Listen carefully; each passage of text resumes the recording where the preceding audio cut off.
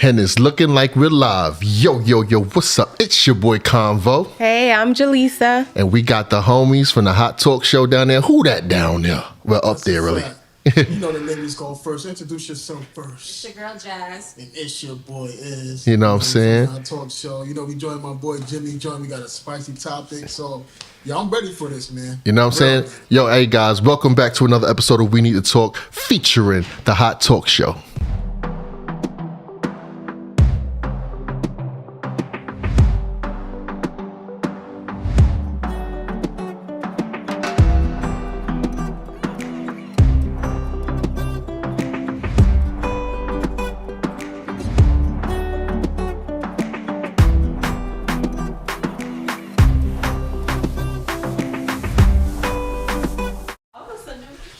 And we're back, ladies and gentlemen. Welcome back to the We Need to Talk podcast. And you already know, to my left, my beautiful left over here, we got my wife, Jaleesa. Please give it up for her one time. Thank you, baby. Give it up for yourself. For looking me? all good over there. I'm looking good today. Give it up for me for looking good one time for the one time. You know what I'm saying? We out here, man, on this nice, what's today? Saturday evening. And we got the two most famous light-skinned people from Brooklyn, New York in the building, the Hot Talk Show. Give it up for them one time. For the one time.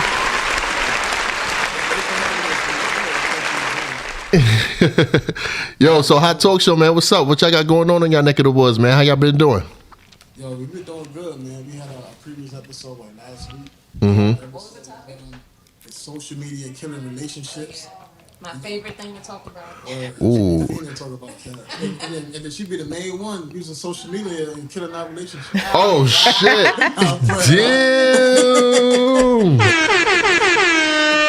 Damn. Shout out to Jazz for being on social media, ruining her beautiful relationship, man. You know what I'm saying? Ruining relationships is beautiful in 2023. Everything's toxic nowadays, man. If you got a straightforward relationship, you're awkward. Like, you know what I'm saying? If somebody ain't fighting or crying at the end of the night, man, you're just too happy. God damn it. But yeah, that's just dating right now. But ladies and gentlemen, thank you for tuning in. You know what I'm saying? Everybody's going to be coming through on the chat. We'll make sure that we will read your chats and stuff like that and get you guys tuned in and plugged in. But if you pay close attention to the center of your screen, you'll see a little gold trophy down there. There's a story behind this trophy, and I told my neighbors that I would definitely speak about it on my next show. So last night, not even 24 hours ago, we had a spades tournament in my subdivision. Me and Jaleesa, we nasty with this spades shit, bro. We do this spades joint. You understand what I'm saying?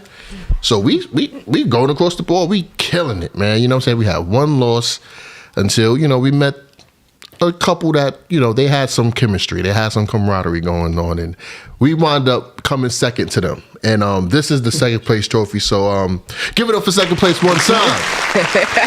For the one time. You know what I'm saying?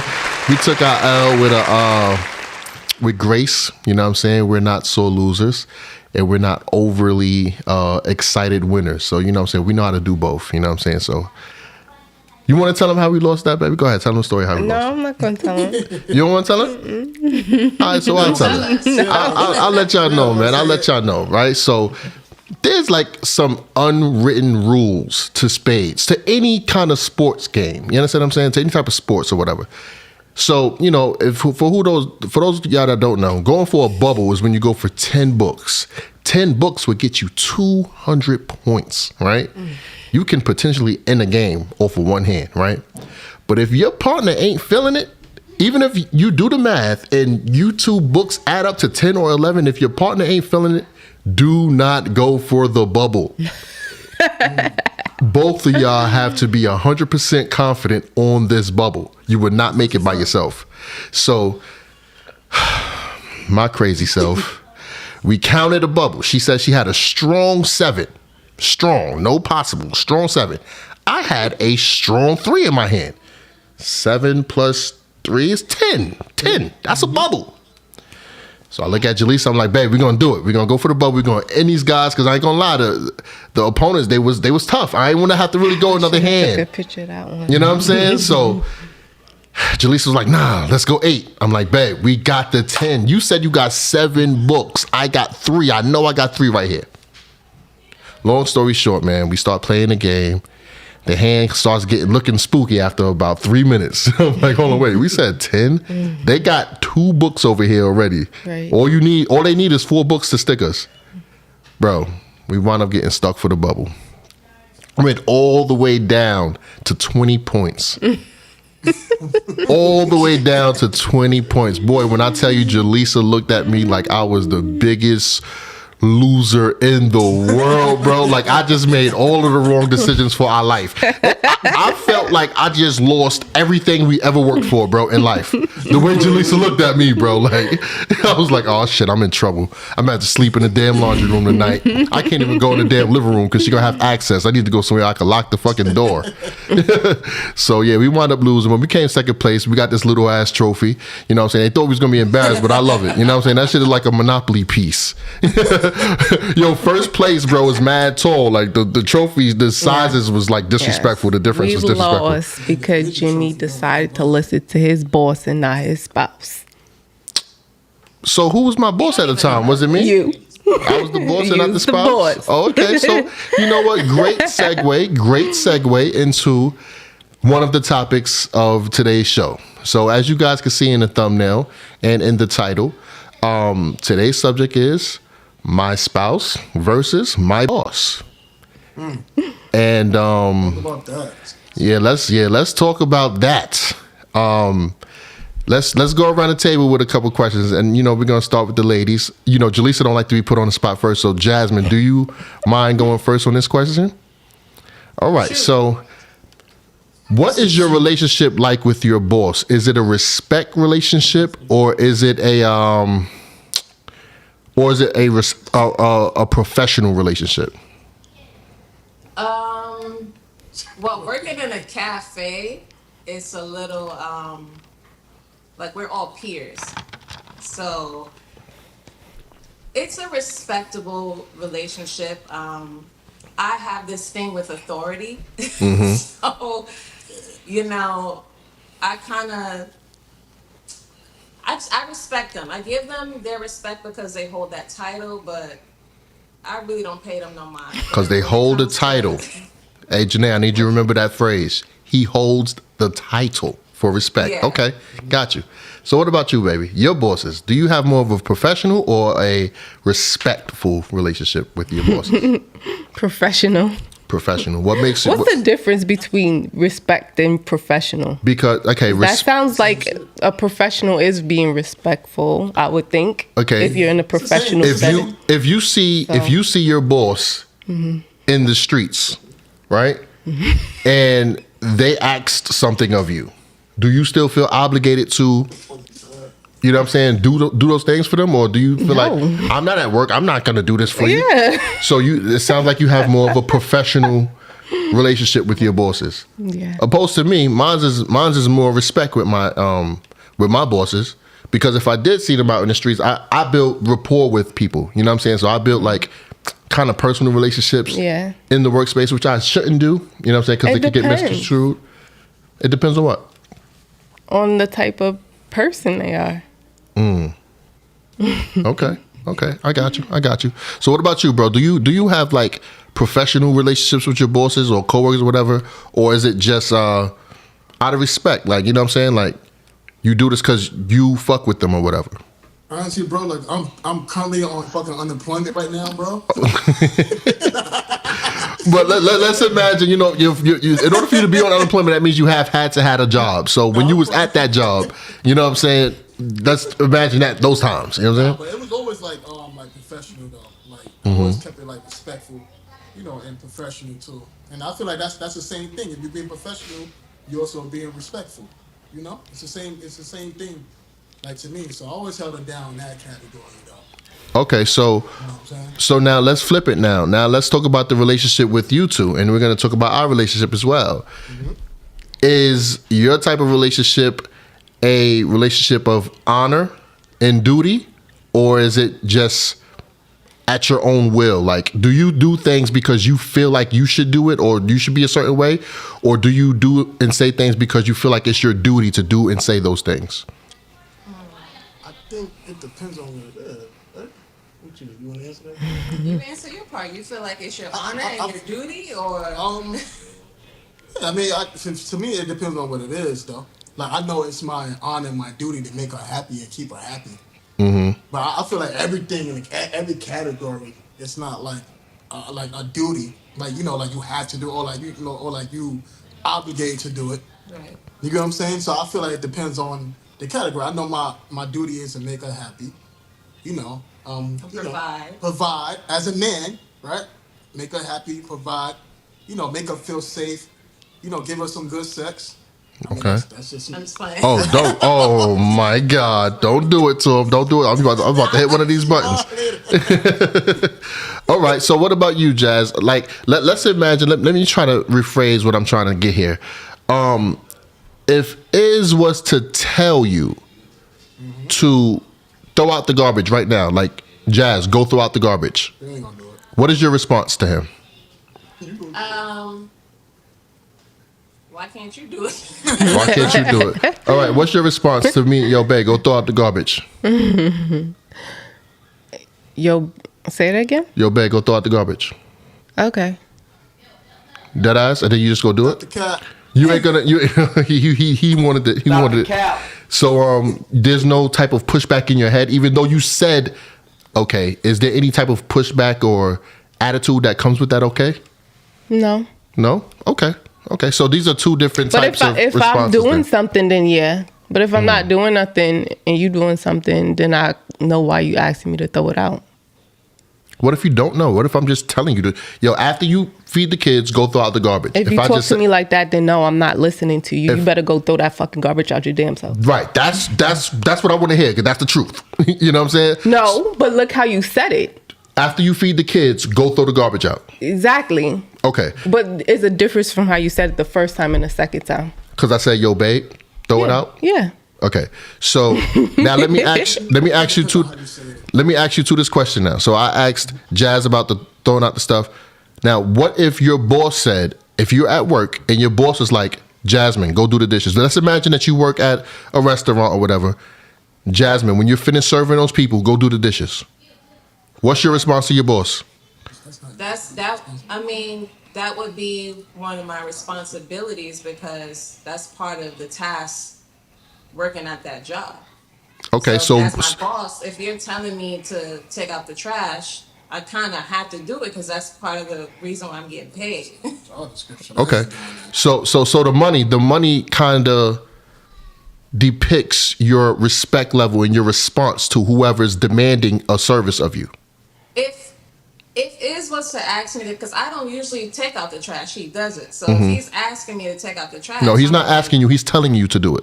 Well, so if he's telling me to take out the trash, I'm like, well, you usually do it, so why can't you do it now? Why do I have to do it? Okay, so there's some type of pushback. So what about you, baby? You're at work. Let's imagine you was at a restaurant, and your boss said, after you finish serving those table number 3, go do the dishes. If he talked to me like that, then no.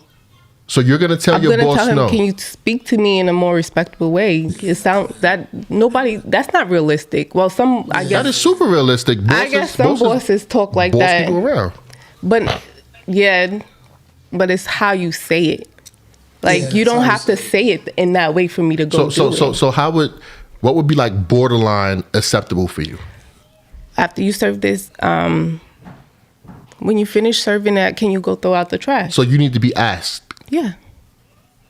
So he can't tell you what to do? No. So you have a problem with authority then? That's not professional, and that's a toxic workspace. For your authoritative figure, it's a toxic workspace. To tell you what to do is toxic? Yeah. Because it's a respect thing. Like, okay. How you saying it? So you can't tell your kids what to do then? I do tell them what to do, but I don't go do this. No, I'm not saying to scream at you. I'm saying to tell you to go do the dishes. I tell them, can you go do the dishes like that? But of course, they don't listen the first time. Then I got to scream at them. Mm-hmm. But I'm not telling them, like, go do the dishes. No, I'm not telling them like that. You ain't see my neck do that when I said the boss thing. I said, the boss said, after you finish with those people, go do the dishes. After you finish with those people, can you do the dishes? No, not can you. Go do the dishes. What is your response to that? And I would It's pushback. I would like for you to speak to me a little more respectfully. So imagine if your kids said that to you when you told them to do the dishes and they said, I would like you to ask me differently. Okay. You would just accept that? No. Right. Why not? Because it's my kids. And you're his and check this out. You're his employee. Okay, but we're equals. I'm an adult just like you are an adult. But in the workspace, you're not equal. No. That's what I'm saying. That's a toxic workspace because it's a certain amount of level of respect that you need to give to your employees in order to retain your employees. And that type of thing is not going to retain employees. That's true. That's true. How do you guys feel about that? Let's imagine that your kids, Jazz, you tell them to wash the dishes. What kind of response would you expect back from them? You being their authoritative figure. Yeah, I always expect them to listen, whether I'm telling them or asking them. Mm-hmm. Because you have to respect me enough as your parent to just, if I'm telling you to wash the dishes or asking you, just do it, regardless, because you're a child and I'm your parent. Man, I don't know, bro. I with these answers, man, I don't think that this is fully like too accurate, bro. I think the ladies know where we're going with this. You're trying to tease out something. Look, you're trying to tease out something that's not realistic. You're living in a delusion. You think that's how it's gonna be, but that's not how it really is. Nobody. You mean to tell me that since you've been working, baby, your bosses, 100% of your bosses, I need you to put this on everything. Yeah. They've never demanded you do anything. No, not even the harshest one, because I'm not that one. I'm like, they don't have to demand me because I'm a good employee. They don't have to be stern with me like that. Yeah, I think it depends on the employee of the person. You know what I'm saying? And I feel like, I don't know, if I was in that predicament, like, it depends on, like, if that shit not my duty, I'm not doing it. If that's not a part of my job description, I'm not doing it. That's true, too. You know what I'm saying? I don't care how you ask. I'm like, no, so I'm not overworking myself. I'm not getting paid to wash fucking dishes if I'm here to just fucking file papers. Man, from what I experienced, I get you. But from what I've experienced and what I've witnessed and what I know, people tend to listen to their bosses way more than they listen to their spouse. They'll tell their spouse something like, "You're not my boss," because I've been married to the same woman. I've been with the same woman for 18 years. Because you've been at my job space and know how I interact with my bosses. No, because exactly. But check it out. Because look, because check this out, right? Because I see how serious you take your career. Mm-hmm. You understand what I'm saying? And if you take your career serious, you put that career, you're placing your career at a certain threshold of your life of importance. Because it's easy for me because I've been in places where they respect me as a human being. It's not hard. I don't have to fight and feel disrespected because I've been in workspaces that don't create that type of environment. Mm. So this is why I feel women shouldn't probably be working, bro. If that's a problem for me, maybe we should go back to the, back in the days when the men were just a provider and the women be at home and all that. If you if you feel as modern day women are, it's a battle between a boss and a husband, maybe women should go back home. But here's the thing: a lot of bosses are females. So he's trying to get at the male voice thing, but most of my voices, all of them except for one, are females. So it's not about you're the man boss and you're listening to this man. No, that's not what it is. That's not the angle. Can I ask you a question right quick? What's up? So let's flip it. So is it the same energy as if a guy have a female boss, but yet the woman feel like he listened to his female boss more than her? Is it the same thing? Yeah, it's the same exact thing. Okay. If I gave my spouse the energy that my job is worth keeping more than my relationship, I expect for my wife to have insecurities and feel some type of way about where we stand as a couple.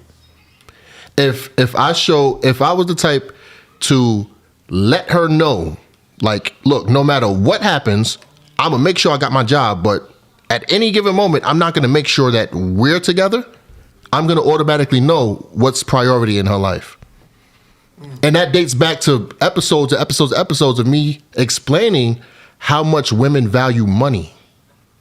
Because the only reason why they love this career, they love this job so much is the security of money. And unfortunately, women are ran, and how they think and how they proceed through life is based on them being secure with money. That's it. I've watched women degrade themselves for money, sexualize themselves for money. And promotion. Yeah, they do a lot of shit for money. Like, a lot of guys would do like dumbass illegal shit, like sell drugs or some shit like that. There's women that will go against their moral compass and wear titties out and act like Sukiyana and be a thought. Now she want to cry like she not one, but she did it for money. She went against her moral compass. So for selling $1. drugs is not against the moral compass? No, but selling drugs is a hustle. It's Okay. definitely a hustle. Selling drugs is a hustle. So how is that not going against someone's moral compass? You're giving somebody a poison that could potentially kill them. Yeah, but then How is that not it's going the against the people's moral choice, though. compass? That's not. But it's the people's choice about them drugs. The drug dealers Selling don't put sex the is a gun in hustle. the buyer, though. Say that again, Is? No, I said it's the people's choice that buy the drugs, though. The drug dealers don't put a gun in nobody's head to make them buy it, though. Right. That's a fact too. You get what I'm saying? That's So a it's fact more too. You're giving them the people for- opportunity to buy. Right. Like to me, drugs is like selling drugs like a business. Like the buyers are keeping the business afloat. So you Okay, have to nobody's blame giving the these buyers guys or whoever's more watching about, these ladies a gun to their head to watch it, but they still do and give them money. It's not about watching. These girls go out and literally offer sex for $40. How many male prostitutes you know of? The whole image of a prostitute is a female. Yeah, it's the oldest profession in history. But it's degrading though. It's like you guys don't come out the womb and say, I want to have sex for money. So question you, so male porn stars are not prostitutes? I think all pornography, like porn stars and, you know what I'm saying, people that get into that business, I think that's a form of prostitution. I call it digital prostitution or like virtual prostitution. It's like OnlyFans. I look at OnlyFans as like the biggest pimp in the world because they created a platform for people to sell their sexuality on their platform, just like pimps. They put them in positions in corners of neighborhoods to. You were so right. Yeah, they get a piece of that. They're pimps, bro. Look, we got some comments. Oh yeah, we got a couple comments in the building. Give it up for y'all one time for the one time. We got Tashana Ross in the building. As an authoritative figure in the household, respect is everything. That's a fact. You know, and how do you decide who's the authoritative figure in your household? Is it who makes the most money? The parents. I feel like Amongst a relationship. That's easy. I mean, a man should be the authority figure. Right. So even if he doesn't make the most money, because you know women value money, and if you can't provide a lot of money, a woman thinks that you make the worst decisions, and that's just how they think. You know what I'm saying? But so in a household, do you think, Jasmine, that if a guy can't provide funds, he can't lead a family? I don't believe that, because I've been in plenty of situations where I was making more money and he was still the authoritative figure to the children in the home. Like, I wasn't trying to downplay his authority at all just because I made more money. What about you though? What about over you? Of course he's going to have authority over the me? children, but what about over you? There should be a balance. I think the children in the households should see a balance between the mother and the father, or No, I'm talking about the guy that doesn't make as much money having authority over you. Say it again? The guy that, like your spouse that doesn't make more money than you, I'm talking about him having authority over you. Definitely. I'm still gonna give him the same amount of respect, even though he's making less. I don't look at it that way. Okay. So in an argument, you're not going to call him a broke ass nigga? No, I mean, I've done that in the past, and I've learned my lesson from doing that. Like, the whole household energy was off balance. So I learned how to stay in my place and stop telling a nigga he a broke ass nigga just because he don't make as much as me. That's good. That's shout out to Life Lessons one time for the one time. You know what I'm saying? We get better as time progresses. You know what I'm saying? But what would have been fucked up is if you'd have been like, yeah, I told this dude that shit used to die, and I'll say it again. I'm like, oh damn, damn, we're not learning out here. We got to learn to be better. You know what I'm saying? So let's get to this next chat right quick. We got when it comes to your employment, it's all about the delivery. Yep, that's what Jaleesa was saying. But I ain't gonna lie, man. I'm military, bro. If I expect something out of somebody, they need to be told what to do, bro. I'm telling them what to do, bro. I'm not gonna be like, yo, I'm not gonna do the whole neck thing that Jaleesa did.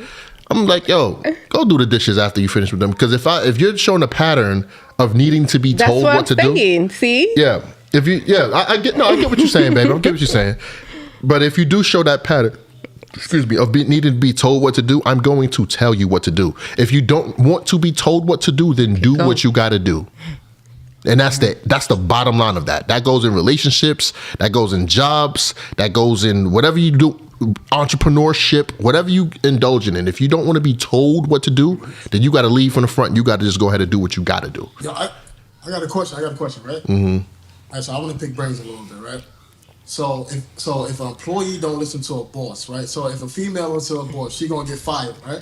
If she give him a hard way to go, and if she don't show him that respect, the boss might fire her, right? Might, yeah. Mm-hmm. So now that's come with this female when when it comes to her like dealing with her man. Should a man fire her ass and break up with her? Yeah, that's a fact. That's a fact. Or talk to one of her friends, huh?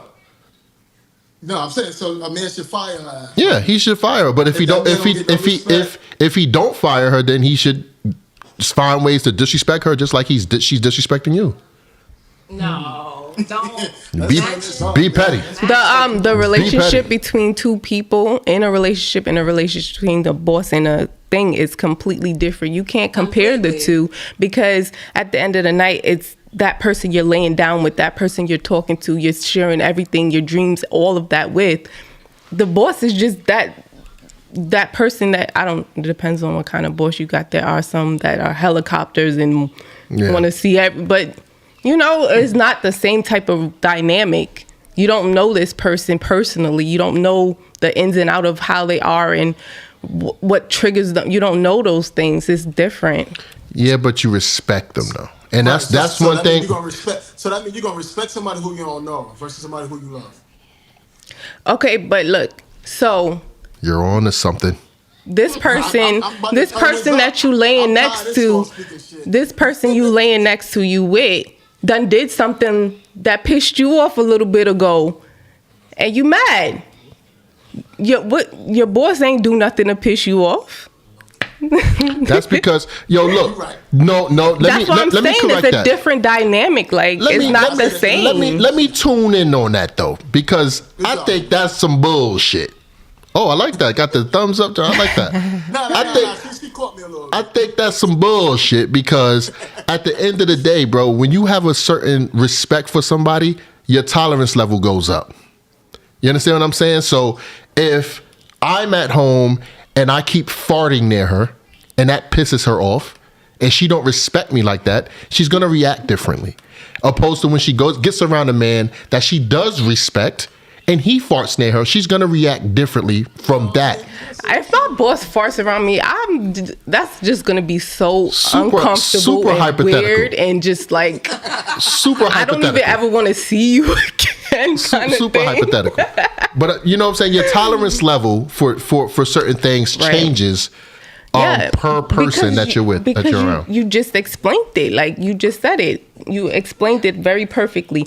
This person you with kept doing this stuff, and your boss did it one time. So each time something is done that you don't like, that, people are human. They get tired of things that keep getting done and over. And the way you treat them does change, because they keep doing this to me, and I tell them I don't like this, but they keep doing it.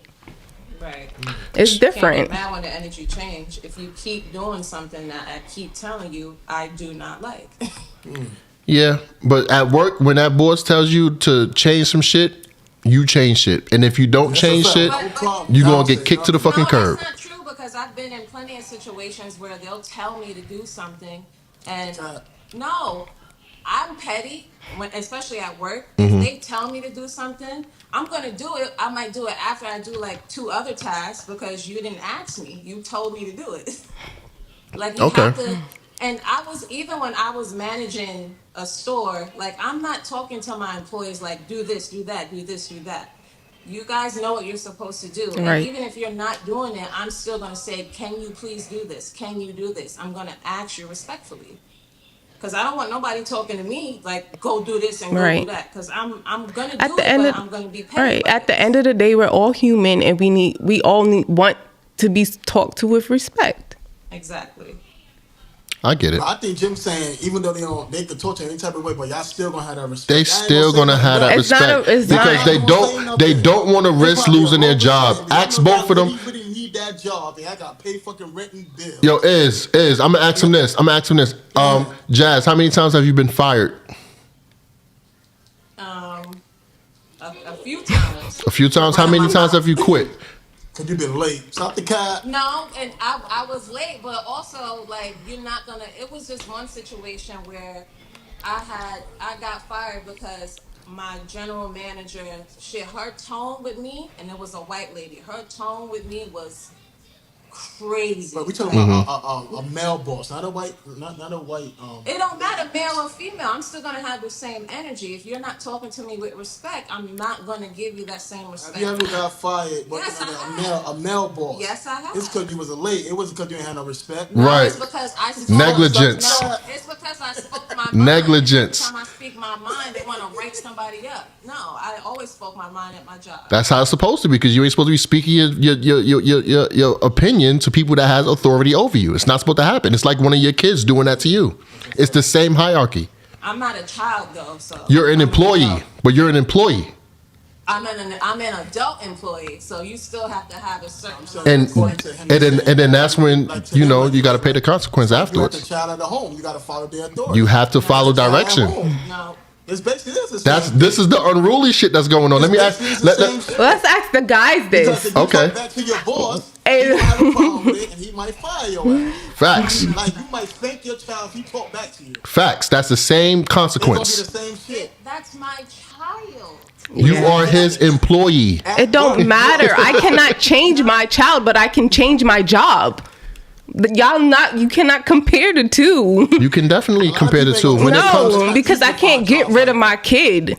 I can get rid of the job and get another job. I can get a new boss. I can't get a new kid. It's not the same. so how many It's times the have you been same. fired? To me, it's the same. Twice. It's the same concept. You've been fired twice. Yes. Okay. After college, when you Twice. from your career. Once. Okay, you've been fired once. Okay. Twice. I've been fired twice in my lifetime. Okay. Well, that fucks up my got point that I was fired trying to get to. Why'd you do that to me, Nay? You said you had a question though for the guys. I don't remember now. You don't remember? You don't remember? You got something? This last comment over here. This one last comment right here, quick. There's a lot of male prostitution on the low. No, there's not a lot of male prostitution. Women don't buy sex. Women get sex for free. Women that want sex, they don't got to pay for it. All they got to do is go outside. Look, I don't think she talking about women though. Let's get that right. Oh my God. Let's get that straight. That's so sad. That is so sad. I'm gonna take that comment down. Jaleesa just fucked my head up with that one. It's real though. If you think about it in that way, there probably is. Yeah, facts though. Probably is. Facts though. Ooh, that's disgusting. That's so nasty. I don't chase booty. Yeah, I'm not a booty chaser, man. But you had something, Is? I see you was about to ask a question or something like that?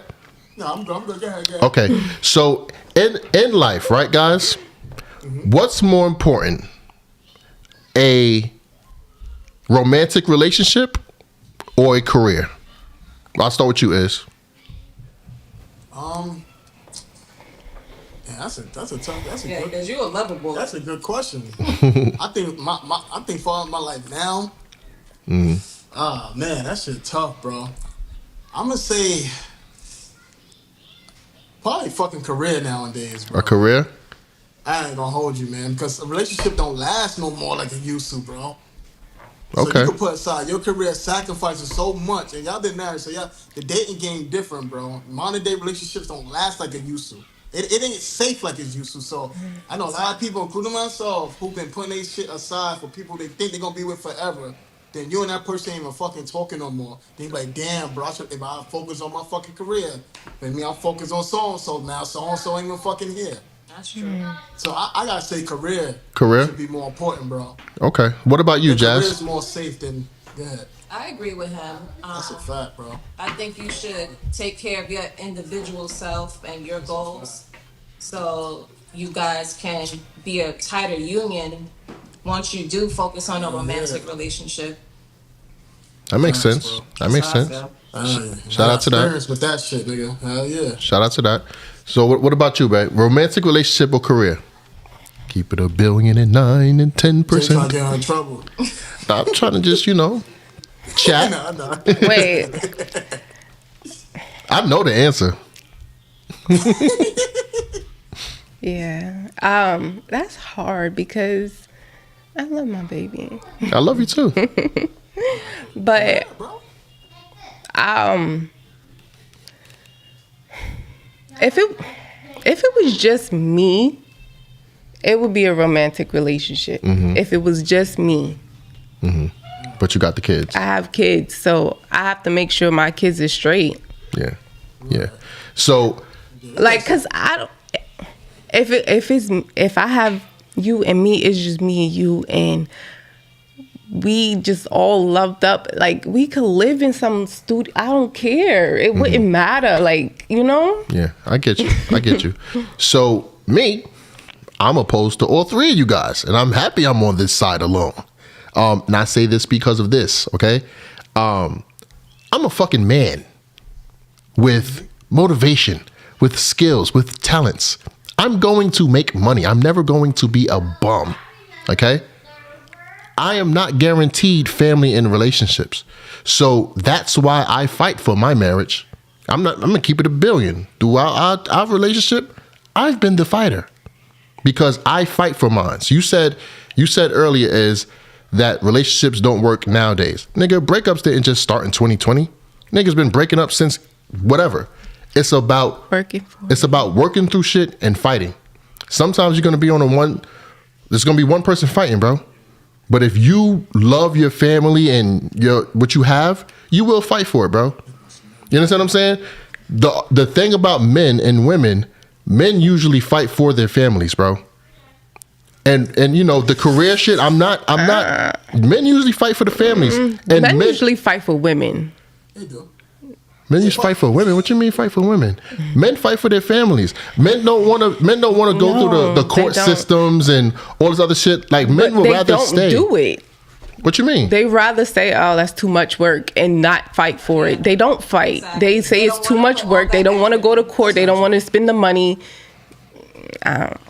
So let me ask you a question, Jim. Could you I hear you saying family, right? Yeah, family, right. So, all right, so what if your scenario is different? What if you and Jalisa, y'all didn't have no kids and it was just you and y'all? Yeah, just y'all two. Mm-hmm. Could you take all her flaws and would you stay? Because you keep saying I fight for my family. So what if your dynamic is different? Oh, that's a good As a man with no question. kids, That's a great question. you know what I'm saying? So would that energy still be the same? No, the energy wouldn't be the same. People don't have kids all the time. Yeah, that's a I think fact. it depends on That's the a fact. scenario. That's a fact. That's a You know what fact. I'm saying? So So I I'm did. gonna ask you that question. That's a great rebuttal and a great question because what I caught myself doing with answering that question, I answered from a personal experience instead of talking like in general. So let's imagine if I was single and I did meet a person like you said and they have all their flaws and they don't want to get their shit right and act like they want to be a fucking wife one day. Hell no, I'm not fighting for it. At this age, at 35, hell fucking no, I'm not fighting. It's over. Because I'm 35 and I'm still handsome. Bitch, you is not the only chick I have a shot with. My value's going up. I'm making the most money I ever made in my life. I'm not going down. I'm going up. You know what I'm saying? I'm still handsome. I could still fuck. You ain't the only one. It's on to the next. If I was single, it'd be just that, bro. These girls don't want to see me single in these streets, bro. I'm going to be a fucking savage. All of that lovey-dovey shit I gave Jalisa, no other woman in the world is getting that, bro. Unless they show me first. Unless they show me first that love shit, I'm never offering that shit again, bro. It is clipped for that.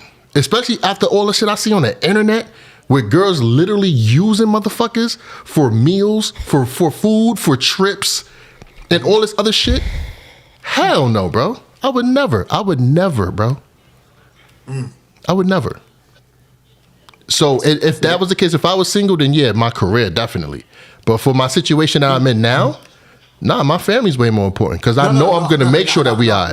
No, I didn't say you were single. I said if you didn't have a if I didn't have a family, yeah, definitely my career. Like just you and her. Yeah. And so can you take all her flaws without saying, "Nah, I gotta get the fuck up out of here, bro"? Oh, now that's a whole. I misinterpreted that again. That is fire. No, I'm just saying. That's fire. Scenario, so if me and Jaleesa it was just me and no kids. I thought you a tough question.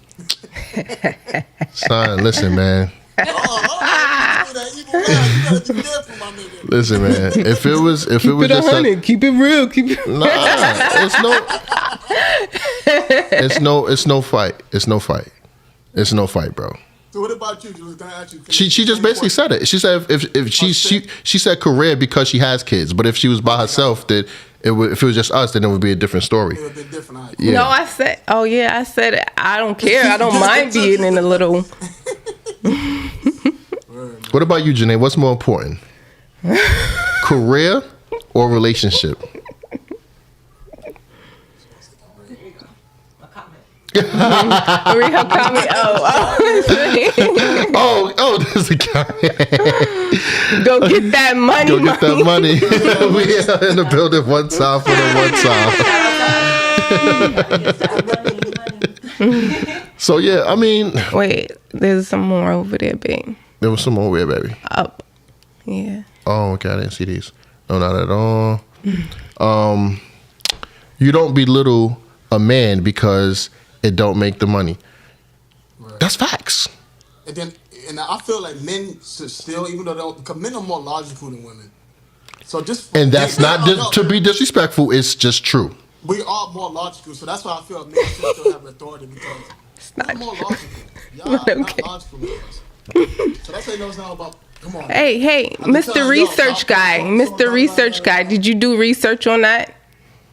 That's a fact. Okay, because men are more emotional, men are more logical. Yeah, okay. Men are supposed to be. And that's what they say. That's what they say. Men are actually the better parents than mothers, though. Way better. So men are the more logical parents. During my research, men are more.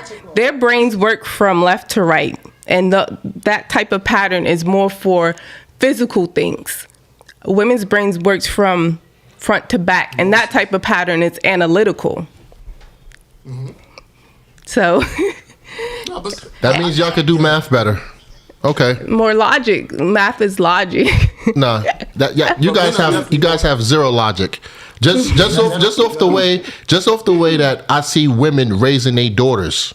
Exactly. Let me ask y'all this question. Mm-hmm. Are wigs for adults or for little ass girls? Adults. Okay.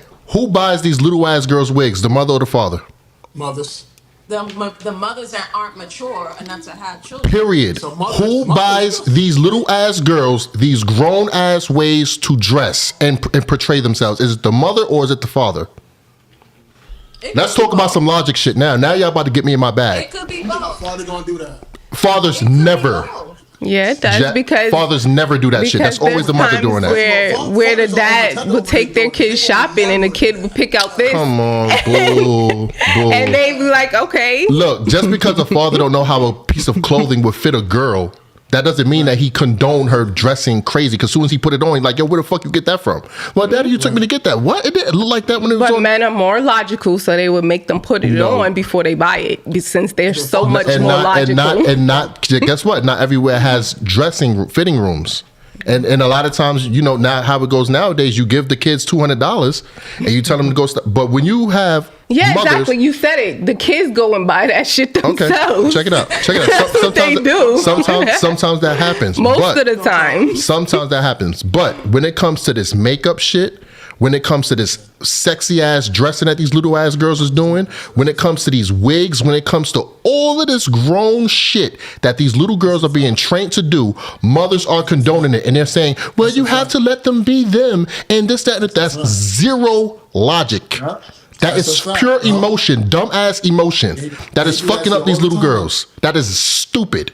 That is not logical at all. That is allowing your little ass 8, 9, 10-year-old girl to literally dress herself like a fucking prostitute.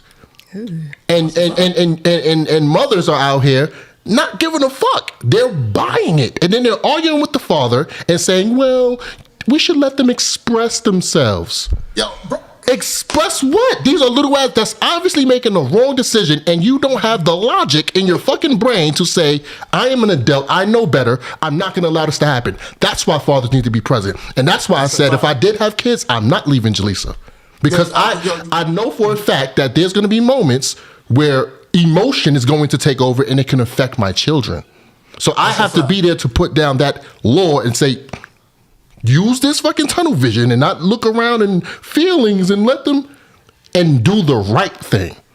Mm-hmm. Men are here to enforce the right thing. And it's not nothing to downplay you guys, because we need your emotion. We need your emotion to live. It's a yin and a yang to everything. That's why God gave me a dick and gave her a coochie. There's a reason why he didn't give her a penis. There's a reason. We are literally opposites. Understand that.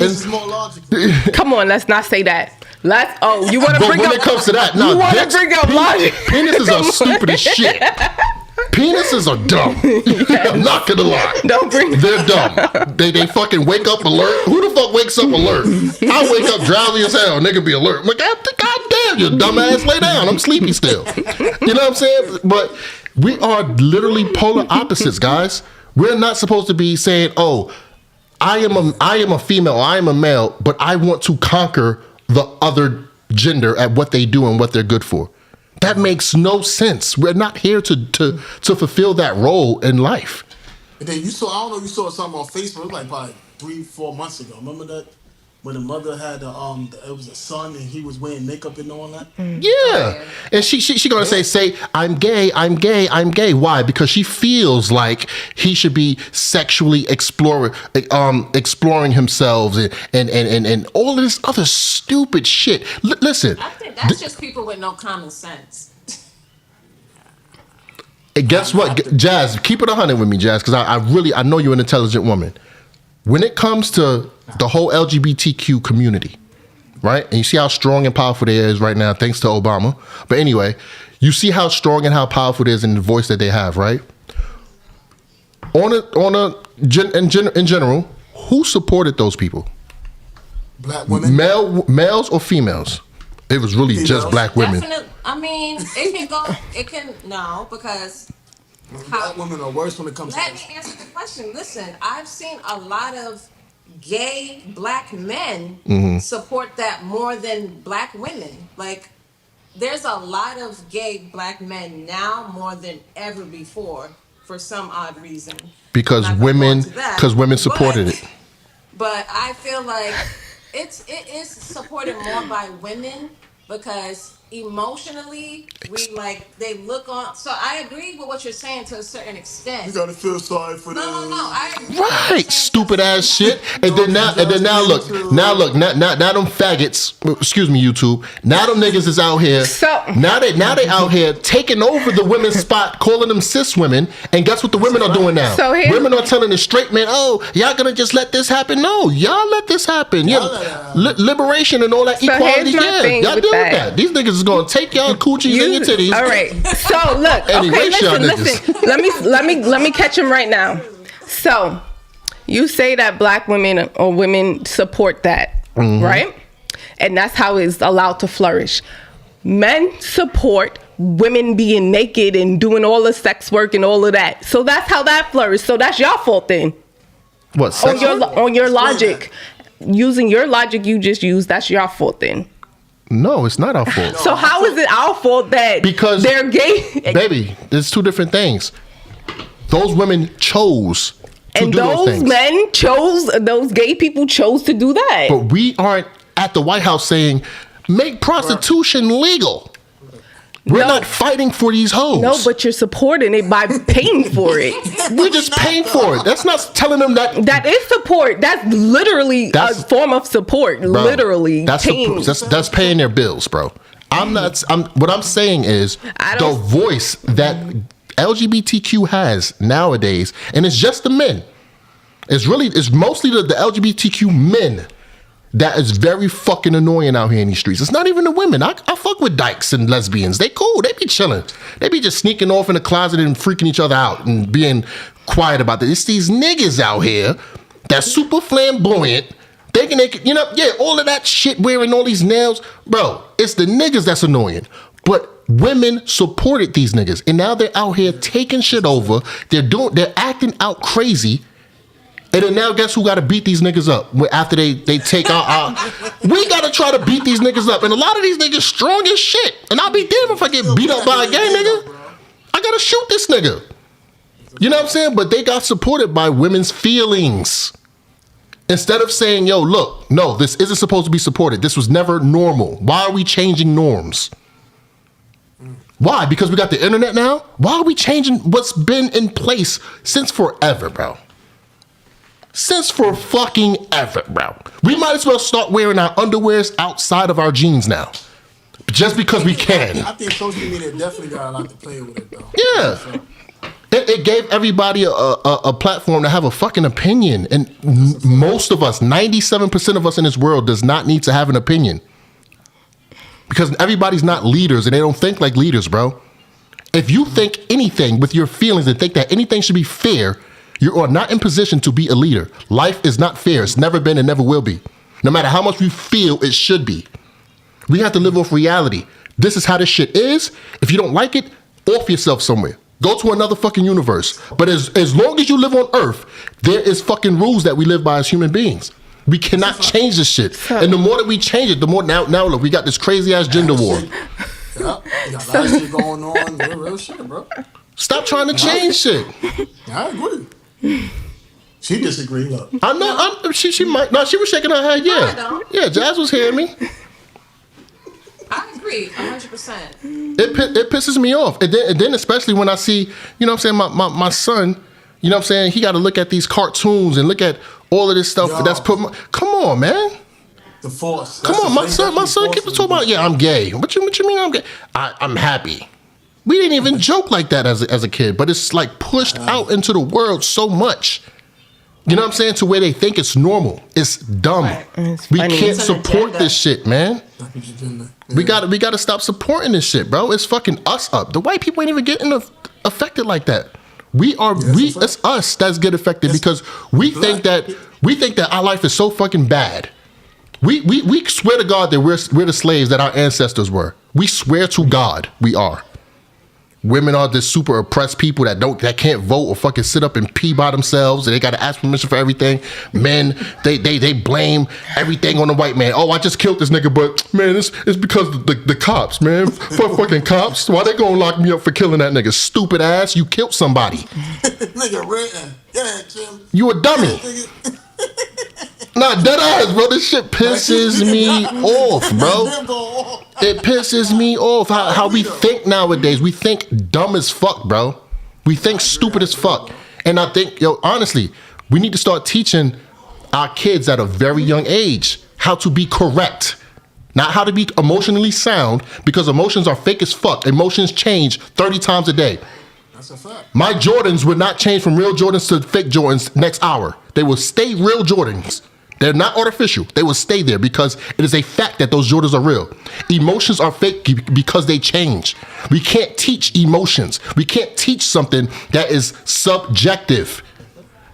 We can't teach that. So we have to teach logic. We have to teach what it is. That's how we try and tell it, bro. And when we go to these kids and we're like, you have the right to feel and da-da-da, and I understand. No, I don't fucking understand why you want to wear a thong at the age of 9. I don't understand that. You're too grown. Fix yourself. I don't understand that. No, it's no open, nothing. You are my daughter. I love the fuck out of you. I'm going to correct this. The way you're thinking right now is wrong. That's a fact, bro. And that's why I'd be a lot of divorce rates because, it'd be logic versus emotions. No, I think there needs a. It's a lot of That logic is versus a emotion. fact. When it comes to the kids, there has to be a level of balance and understanding with you teaching them to have logic and how to feel their emotions. I'm not saying because I have all boys. I do my best to let them feel how they feel, but remind them that it's just a storm cloud. It's gonna pass. Like let that shit go and get back to what's real. Right. Like you still have to allow your children and people in general to feel how they feel and let them express it in a healthy way. Right. And then we can get back to listen, I get that you're upset because of this, that, and the third, but logically, this is what needs to be done. This is what you need to do. There still has to be a balance between teaching your child emotions and logic. And Because I agree with that. if we go through, especially with boys, if we keep going through life trying to tell boys, you're a boy, you're not supposed to cry, and just focus on what you need to do, then they're gonna grow up being narcs and not have any emotions towards their partner or anything in general, and then they're gonna be out here just doing stupid shit and not understanding humans. So Yep. this is what I say about. Can I say something? This is what I say. Go ahead, bro, please. My fault, bro. No, don't do that. In based on scenarios, right? So when I say, if you was in a relationship, you're in a relationship, but so this is where we say logic versus emotions, because sometimes men and women have a battle. You don't talk to him this way. You being too rough and so on, da da da. So it's easy for you to do that because you're basically like basically a single mom. Basically, you're a single mom. Right, because I've never been married. Right, no, you're a single mom, so it's easy for you to have that, that logic and that emotions. But now, what if? All right, so I'm gonna ask you a question. So in your past relationship, right? Cause we being real, we keeping this shit real. When your significant other, who you had kids by, it was never a battle of how to deal with the kids. Absolutely. Exactly. For very different reasons though, because it was a battle because he was bringing his childhood trauma into our children's life, and I peeped and I saw it, and I'm like, no, we can't do that. So it wasn't even me just undermining his authority. You have to find a different way to deal with children. You cannot bring your trauma into our children's lives because you think that's the way you're supposed to discipline a boy. Yeah, you're supposed to discipline your child, but there is a level, like there's a fine line between, I'm gonna be real, there's a fine line between abuse and disciplining your child. And a lot of us as black people, we got our ass whooped. So a lot of things have become the norm, but you're not even realizing that, and I'm not against whooping my child's ass. I am 100% for putting my child in place when they get out of line. Right. But there is a fine line between whooping ass and abuse. And abuse, facts. That's a whole fact. Yes, I had in my past relationships, it was like, it was kind of like me undermining their authority, but me coming from because I'm not just using my emotions, I'm using my logic too, because you have to. Kids at a young age they're a sponge. They're learning everything quickly, and they're gonna take all that in. So if you are showing them that, you can't cry, you can't do this, suck it up, wipe your tears, they're gonna grow up that way. You still have to let them feel their emotions. That's why sometimes I don't want to sound harsh. That's what I say. Sometimes kids mess up relationships, bro. Because if y'all having disagreements, they're gonna cause problems in your relationship. Now, what messes up the relationship? No, serious. A lot of people who've been they've been happy as fuck before they had kids, bro. As soon as they got kids, be happy as fuck. I'm not saying just because they ain't want them, but now here come the problem is this is how I believe I should raise my kids this way. No, I don't think we should raise them this way. And now it's causing conflict. Yeah, that's one thing you have to talk about before you get to that situation. Become serious. That's one thing you got to talk about before you even become serious with that somebody. And people don't do that.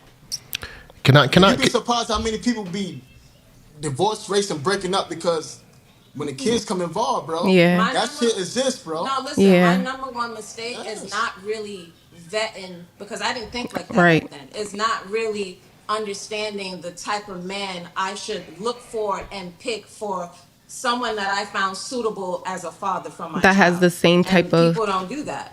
Yeah, that has the same kind of moral background that y'all both have to be on kind of on the same page of how you want to raise your kids, and that's something you got to talk y'all about. Not the same page, bro. That shit gonna be a mess. Yeah, it is. Now, it might be a mess, but this is why sometimes when you having, this is my opinion, nigga, because let me tell you this, because listen, my cousins, they got father and a mother in the home, right? And this is why these niggas probably they acting fucking foolish, because even my uncle told me that sometimes my aunt be intervening of how he should raise them, and this is why now these niggas is fucking in fucking jail and acting up, because that intervening shit. That's real. Real shit, and this is where the problem comes. So sometimes if y'all let men just raise them, as long as they're not fucking abusing them, trying to hurt them, stop intervening. They saving them for their future, bro. That's a fact. This is why some black men end up in fucking jail, because mothers always want to intervene with their emotional shit. Right, and then let me go ahead. Do your thing, bro. You sure? You sure? Because I just want to get in on this on the emotional thing too, with what Jasmine said about the allowing them to boys to express their emotions. This is why fathers tell you to suck it up. Okay, we understand you guys are mothers. You have the emotion. You want to be emotionally tuned. Men are not on earth to reap that benefit. We cannot do that. Because at the end of the day, if I went to my wife too much, and as many times as I actually cried since I've been with her in 2004, if I went to her those times and cried near her or on her shoulder, every time I do it, I'm more of a bitch ass nigga in her eyes. I am no longer a strong guy. You guys are asking for some shit that you don't want. It sounds good. Emotionally, it sounds good. If Iz was to always come to you with his worries and his cries and his emotions, you are not going to deem him a strong man. So stop saying that we got to raise our sons to let all this No, that's raising a bitch ass nigga. That's raising a bitch right there. If you're telling this boy, you know when men cry, Jazz? Men cry when me and Iz get together by ourselves in a car. And I start talking to my nigga, my friend, my bro. And I cry to my bro.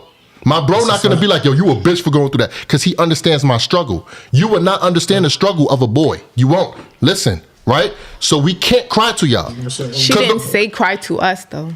She said to cry. She said to cry and to let it out. learn how to express your emotions. You don't have to do it to a girl. You can do it to your friend, but you have to know how to do it, period. Ladies, let me let y'all in on something, okay? We cry. A lot. Men definitely cry. We cry a lot. Y'all would never know when. Most of the time. Sometimes, at least, I can't help it. But I reap the benefits of that. I've been called a bitch ass. Are you fucking crybaby? I've been called that. And guess what? That crying around her stopped because I learned a lesson. You can't do it. Not that I dislike that about her. It's women's nature. If I'm supposed to be Hercules, when have you seen Hercules cry in a motherfucking cartoon? You've never seen it because he's fucking Hercules. So if I'm supposed to be her Hercules, I can't bring that to her. You know who I got to call? My nigga Keith. My nigga Mike Quan. My nigga Block. I call these niggas. I get out, yo, babe, I'm about to go to Walmart. And I go park somewhere and I call my niggas. If I wind up tearing up, I tear up. But guess what? My niggas do the same thing. They get by themselves. They call me. We get together in these barbershops and we talk and we spew our worries and shit like that amongst each other because we're men and we understand that. Iz would never be a bitch ass nigga for calling me and tell. We done had conversations, deep ass conversations this year. He would never be looked up as some bitch ass nigga because he came to me about something that's bothering him. I would never do that. That ain't true. Because we're men. Now, if I had smoke with Iz and I see Iz crying, yeah, you a bitch ass because I got smoke with you. You fuck with you, nigga? Fucking bitch. Because y'all do it. Y'all say that about each other. If y'all do it too much to each other. But that's why you gotta have a brotherhood. But you gotta have a brotherhood, bro. You gotta have a brotherhood, bro. Like niggas is losing family members. Here's why I disagree. As the type of woman that I am, I think it is powerful for a guy to have a balance between his masculine and feminine. Balance is the key word. If he came to me crying whenever he really felt like crying, I'm not gonna be like, oh, you're weak as fuck. I Like, did fuck plenty out of of times, here. and I did. I'm gonna embrace you. I'm gonna be like, yo, you fact. feeling all your feelings. That's how you feel. You a strong ass nigga to just let it out and let it flow. I'm not gonna look at him as no bitch ass nigga. You know how to be a man when you need to be in tune with your emotions. That's healthy. Because a lot of black men, y'all go through shit all the time to where you feel like you have to hold that shit in. I'm supposed to be the first person you come to. Yeah, have your boys and stuff, but I'm supposed to be your shoulder to cry on. That's going to make us tighter. That's going to make our bond 10 times better because you know you can come to me and I know I can come to you. But what if I keep doing it, though? If you keep doing it, I feel like you are really going through something and you need somebody to talk to. And your pussy's gonna dry up. I'm not like that. Your pussy's gonna dry up, Jazz. You're not gonna be sexually. You're not gonna be sexually turned on by him no more. Lift your head up. Stop crying all the time. All right, bro. You had your chance. And that's not something. And that's not something we want to hear from our girls. We can't keep crying, bro. We can't. Not to our ladies. A man can't be fucking depressed. No. Can't get fired. Can't nothing. Not around our women. And that's y'all fault. That's not our fault. That's y'all fault. Especially black men can't. We can't, bro. How many? Look, Jazz, check it out. We all from Bed-Stuy. Well, Jaleesa's from a better part of Brooklyn. But we all from a pretty rough part of Brooklyn, right? So, in these parts of Brooklyn, 90% of the guys you see doesn't have support. We don't have a family backing. We don't have a crutch. All we have is us. And sometimes if we got a girl, we got that girl. We got a kid with them, we got that girl and that kid, right? So we don't have that support. Women, by default, most of the time in general, you guys have support. If you don't got the support from your family, you got it from the motherfucking government. And most of the time, you have support from your family, right? So that right there alone would keep you from being too committed and too devoted to your relationship, because you don't need this relationship. Because you know why? I could go home to mommy. I go home to daddy. I make it work somehow, some way, because somebody's going to fucking help me. Men don't have that luxury. You don't have that. So with that, we can't be weak around a person that's privileged. We have to be as strong as possible and try to even fake it at times, just so that we can seem like we more than what we are, so we don't lose the woman that we love. You understand what I'm saying? And it's a battle. Because at the same time, you're living in reality, you probably hurting and struggling inside. Bro, you think I want to work where I'm at? Niggas is literally threatening my life where I work at. But I have to go there because the day that I lose my job, people will respect me less. You know what I'm saying? So I have to keep that. Even if I can die going to Sheets one day. But as long as I die at work, I'm a stand-up man. And that's some shit you would not understand as a woman. You won't understand that struggle. But let me quit.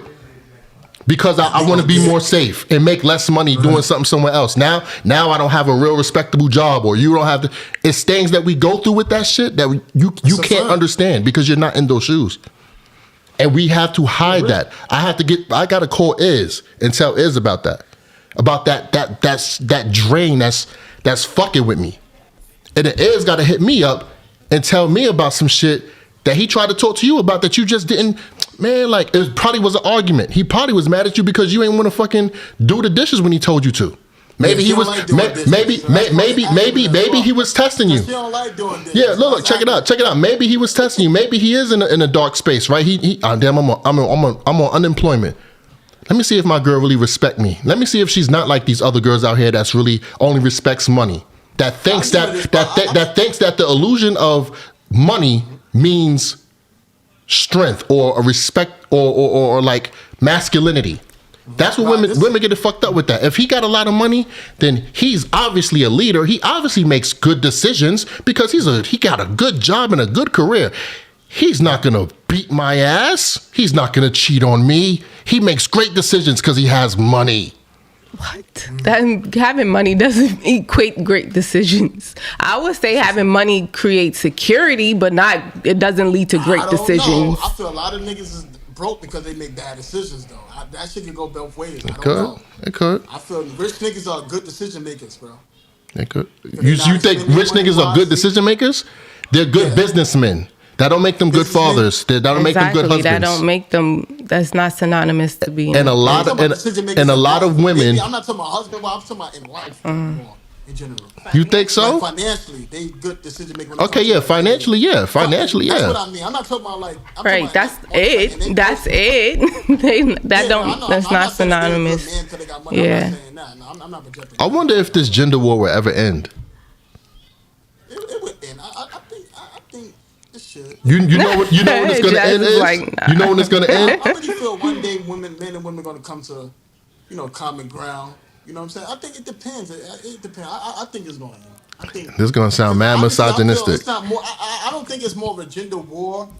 I think it is like, it's a mindset. It's more like people just teaching people how to have a better relationship in a different way. It's all about bringing awareness. Whether we be rowdy with the shit, we still bringing awareness. Like if you're a nigga that fucking yell at me and I don't like this shit. And we still I feel it's more bringing awareness in a different way of how to keep relationships intact, bro. Yeah, that's real. That is the key right there. What you just said, keeping relationships intact. You have to keep it. You understand what I'm saying? You have to keep it, and it's gonna work when both parties are working towards the family. Right. You can't be fighting a one-sided battle. Now, shit, I ain't gonna lie, I love my baby. Like she said, she loved me earlier. Nigga, I fought a one-sided battle for a long time. You understand what I'm saying? And this is our podcast. We say this. I say this shit all the time. Jaleesa tell you, she done broke up with me 100 millions of times. I probably did it once. Same shit over here. Right, but it was the fight in me. It was the fight in me as a man to keep my family together. You understand what I'm saying? And this is what guys have to understand. It's not about shorty.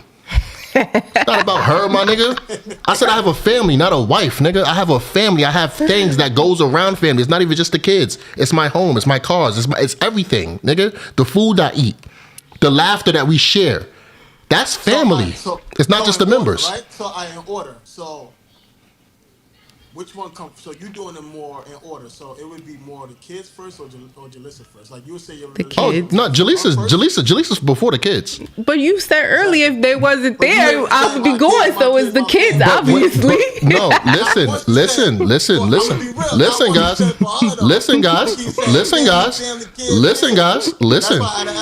This is why I say Jaleesa is first. I am making sure that I am helping with the kids. I believe that without my guidance and my discipline, that the kids is going to run amok. So this, I know it. I know it. So I'm ensuring some type of discipline for my wife.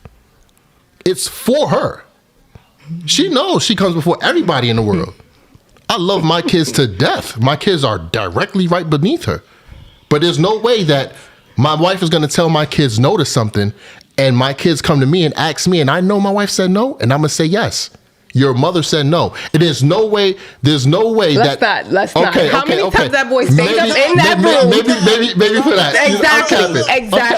Stop it. I'm capping. All right. I had to get a stop cap. I'm capping on that because I'm a soft ass daddy at times. I'm a bitch ass daddy sometimes. But look, this is what I'm saying. So boom, let's take it back to the respect thing, right? There's no way I'm going to allow my kids to disrespect my wife. I am going, even if she don't say nothing. Who the fuck you talking to? And they not even talking to me. They probably talking, come here. Who you talking to like that? Don't talk to your mother like that. Like, because if she don't do something, I'm running in your mouth. And that's any of my kids, my girls and my boy. Now, if they was placed above her, I'd be like, damn, what you gonna do about that? You know what I'm saying? Like, shit. Nah, I'm gonna step in. Huh? I probably wouldn't even say that. So that's I understand the hierarchy in my family. You understand what I'm saying? And I would be stupid. I would be dumb to place my kids over my wife that I love. Now, if I didn't love this chick, then you know what I'm saying, I'm just using her. Then hell yeah, I put my kids before. But this is my wife. God would tell me I'm wrong for putting my kids before her. And she's gonna say everybody's not living by God. You cannot talk on someone's relationship with God just because they don't go to church. Most of these churches are scams. To keep it a band, there's no way a preacher should be driving a Bentley. No, I think we're going to say that conversation for another day. There's no way they should be driving a Bentley, bro. Where them tithes really going to? Where's the collection? Where's that collection plate money really going to? We can say that conversation. Come on, man. I done looked up the rent in this neighborhood. The rent in this neighborhood about $1,200 a month. You get about $1,300 a week out these tithes. Nah, where is money going to? How come your air conditioner work in your car, sir? You're retired. So How come you the only one in this church with a big house, sir? How come you ain't never wear the same robe, sir? How come your joint always pressed out and you got this Versace cologne on, sir, when you come here? All of us in here looking like we struggling. Talk about 10%. But I could definitely. I just got off the bus to get to this church, sir.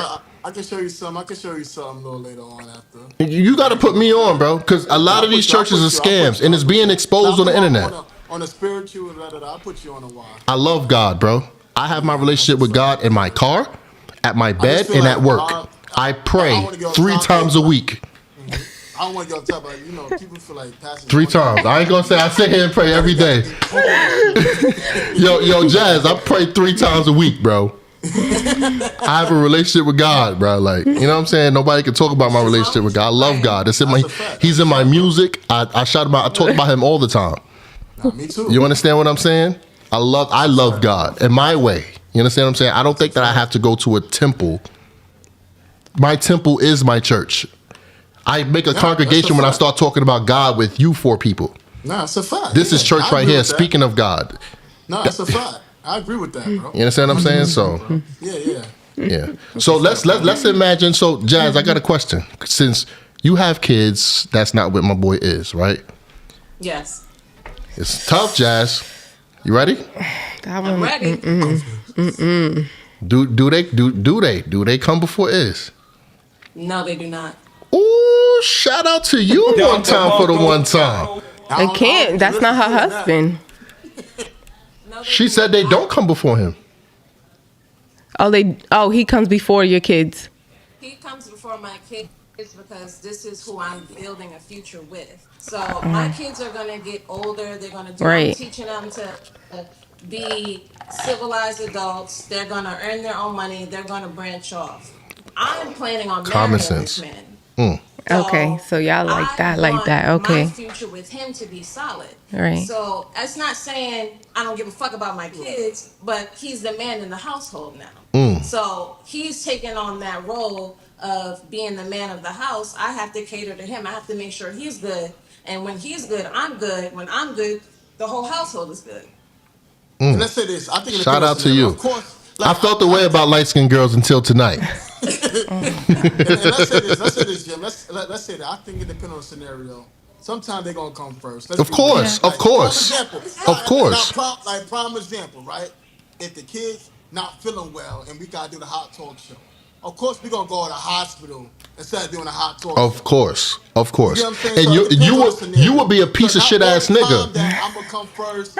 And then it depends on the scenario. You would be a piece of shit nigga if you expected her to be on the hot talk show while little homie got COVID. You know what I'm saying? I would never do that. Right. So it depends on the scenario. But overall, you understand the hierarchy. Something I have to. Got you.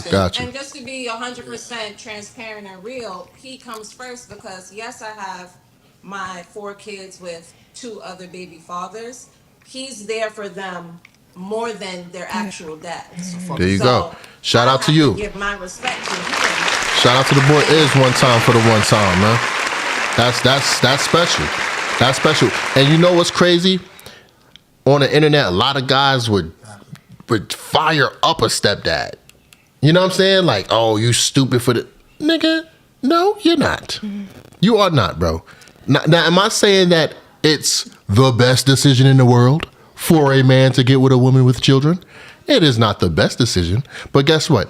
If you can make that shit work, if you got a woman like Jazz that understands that I got my man and I got my kids, and if need be, if Iz needs to discipline them or whatever the case, or tell them some shit, I can't step between that. If you got a girl like that, that's when it's worth it.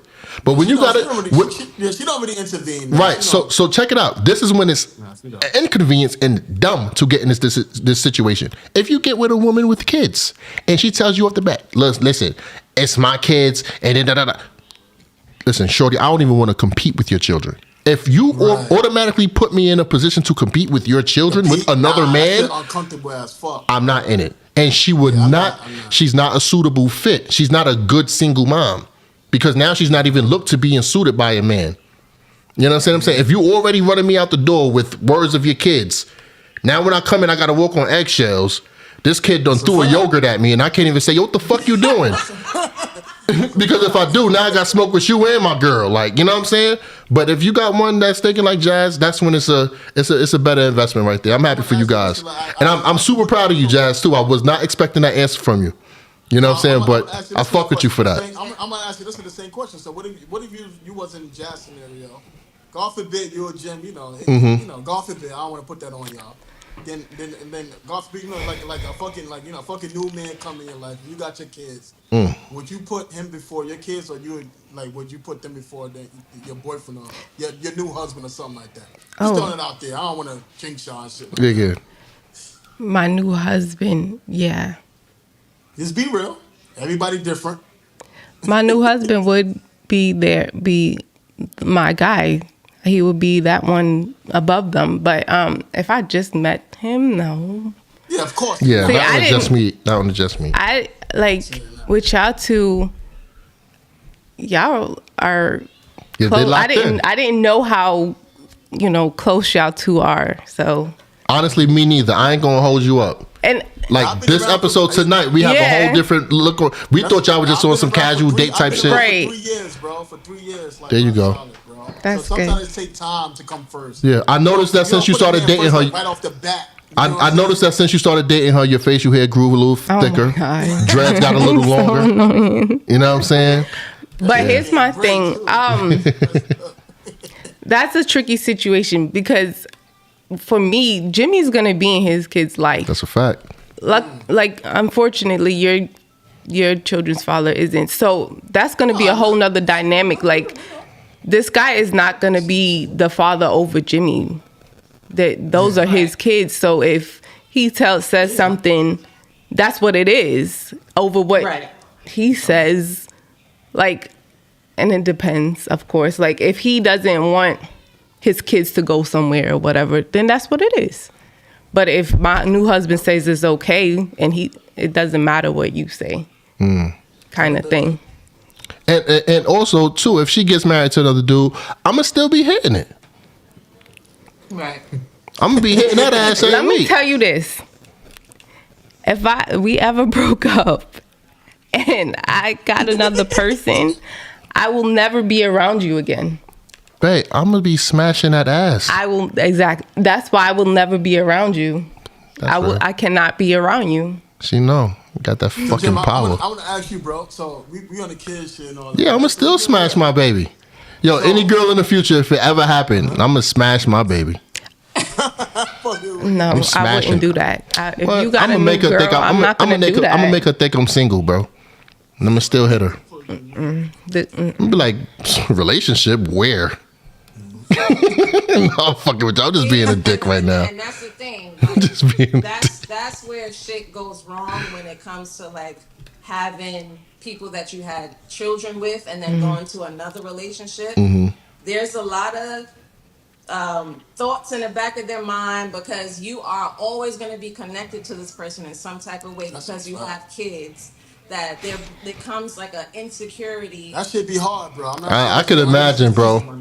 I could imagine. That shit be fucking hard. That shit be fucking with me sometimes. I know. You know what I'm saying? But that's you a strong nigga for that.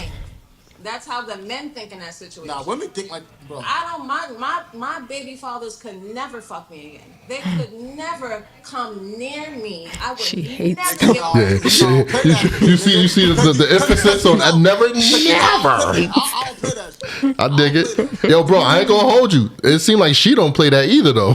She don't play that first. I do not think that she trying to fuck with them dudes. The way she did, I ain't never see Jazz do this move. She did the Donald Trump. Yo, Never. Jim, hold on, wait, Jim. I'm sorry. I know it's your fucking show. We're not trying to take over. Nah, take over.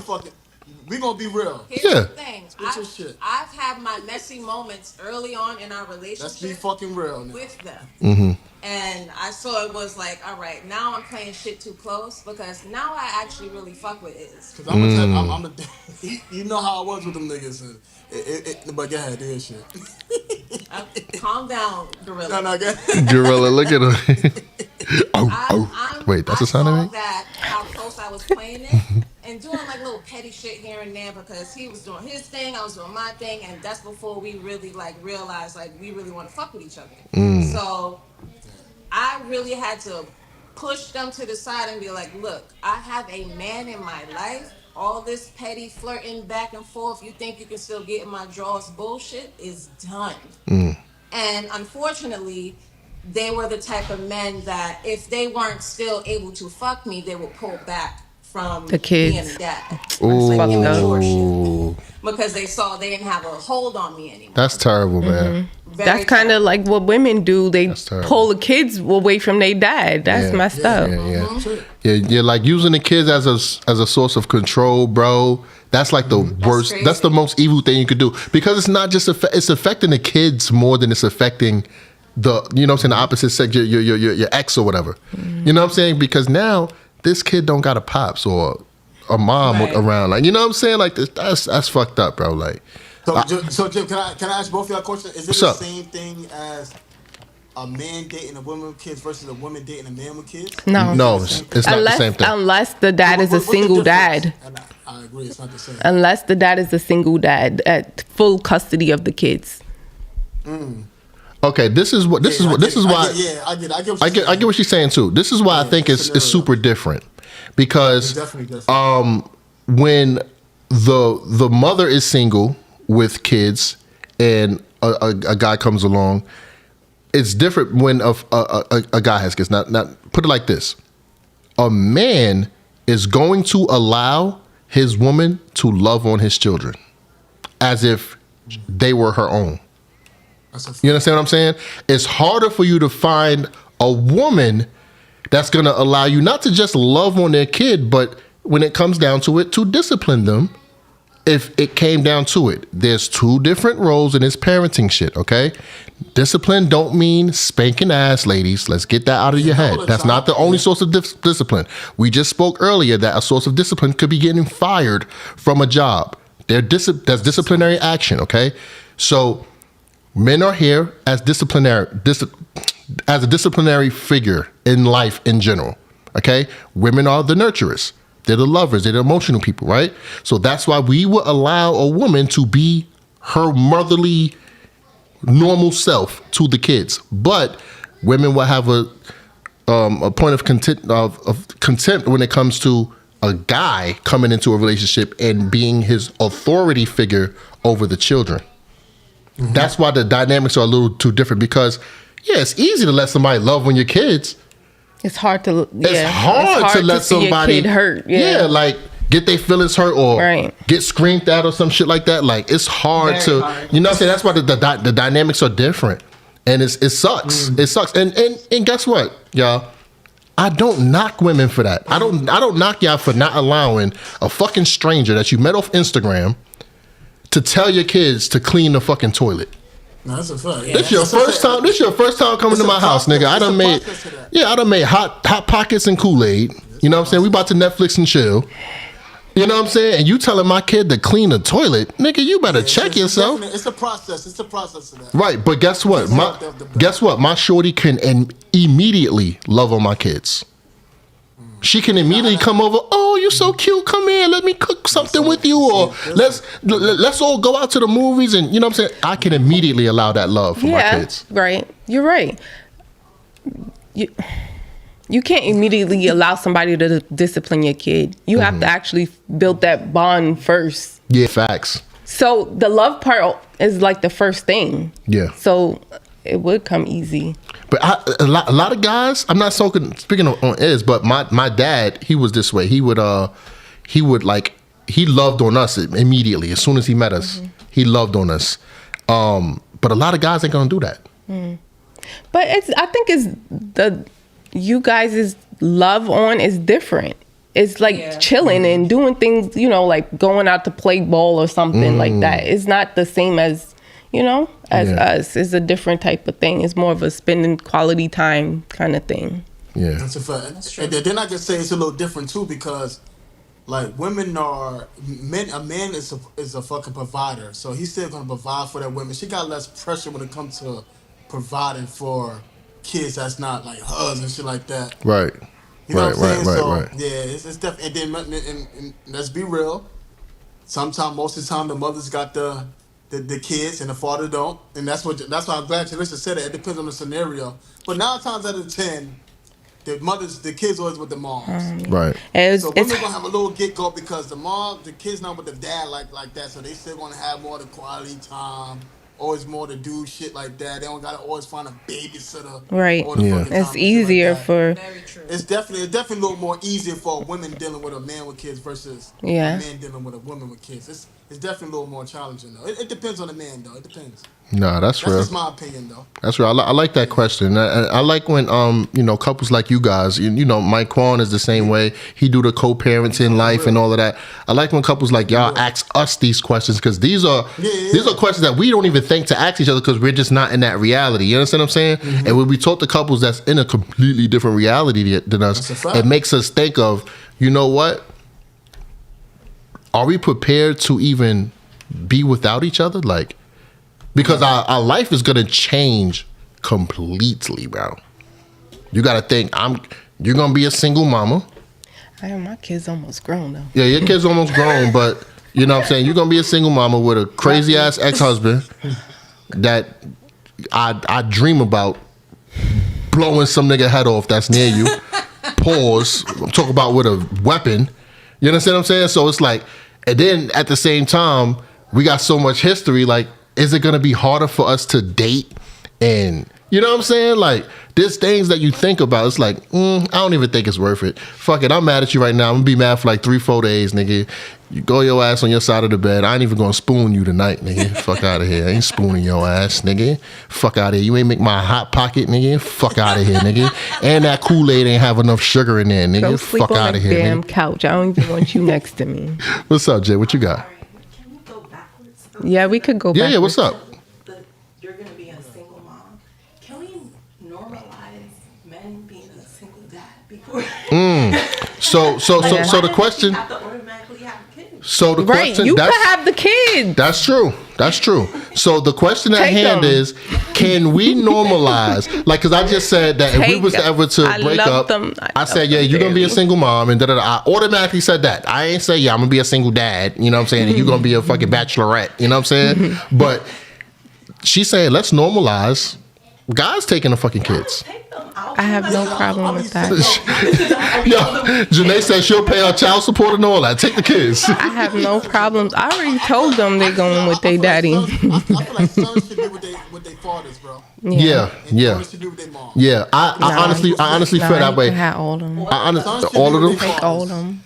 These girls. Take all. Hey, these women nowadays, nigga, they tired of these kids, bro. They tired of these fucking kids. I wish my father would have had me more than my mom. Yeah.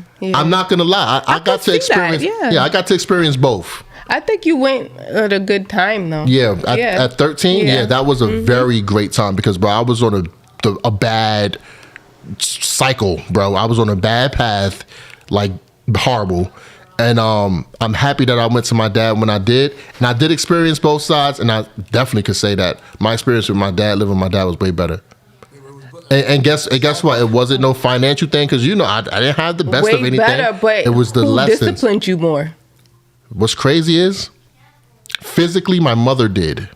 My mother physically. Who did you listen to more? I listened to my father more. Really? Yes, way more than my mother. You're wildin'.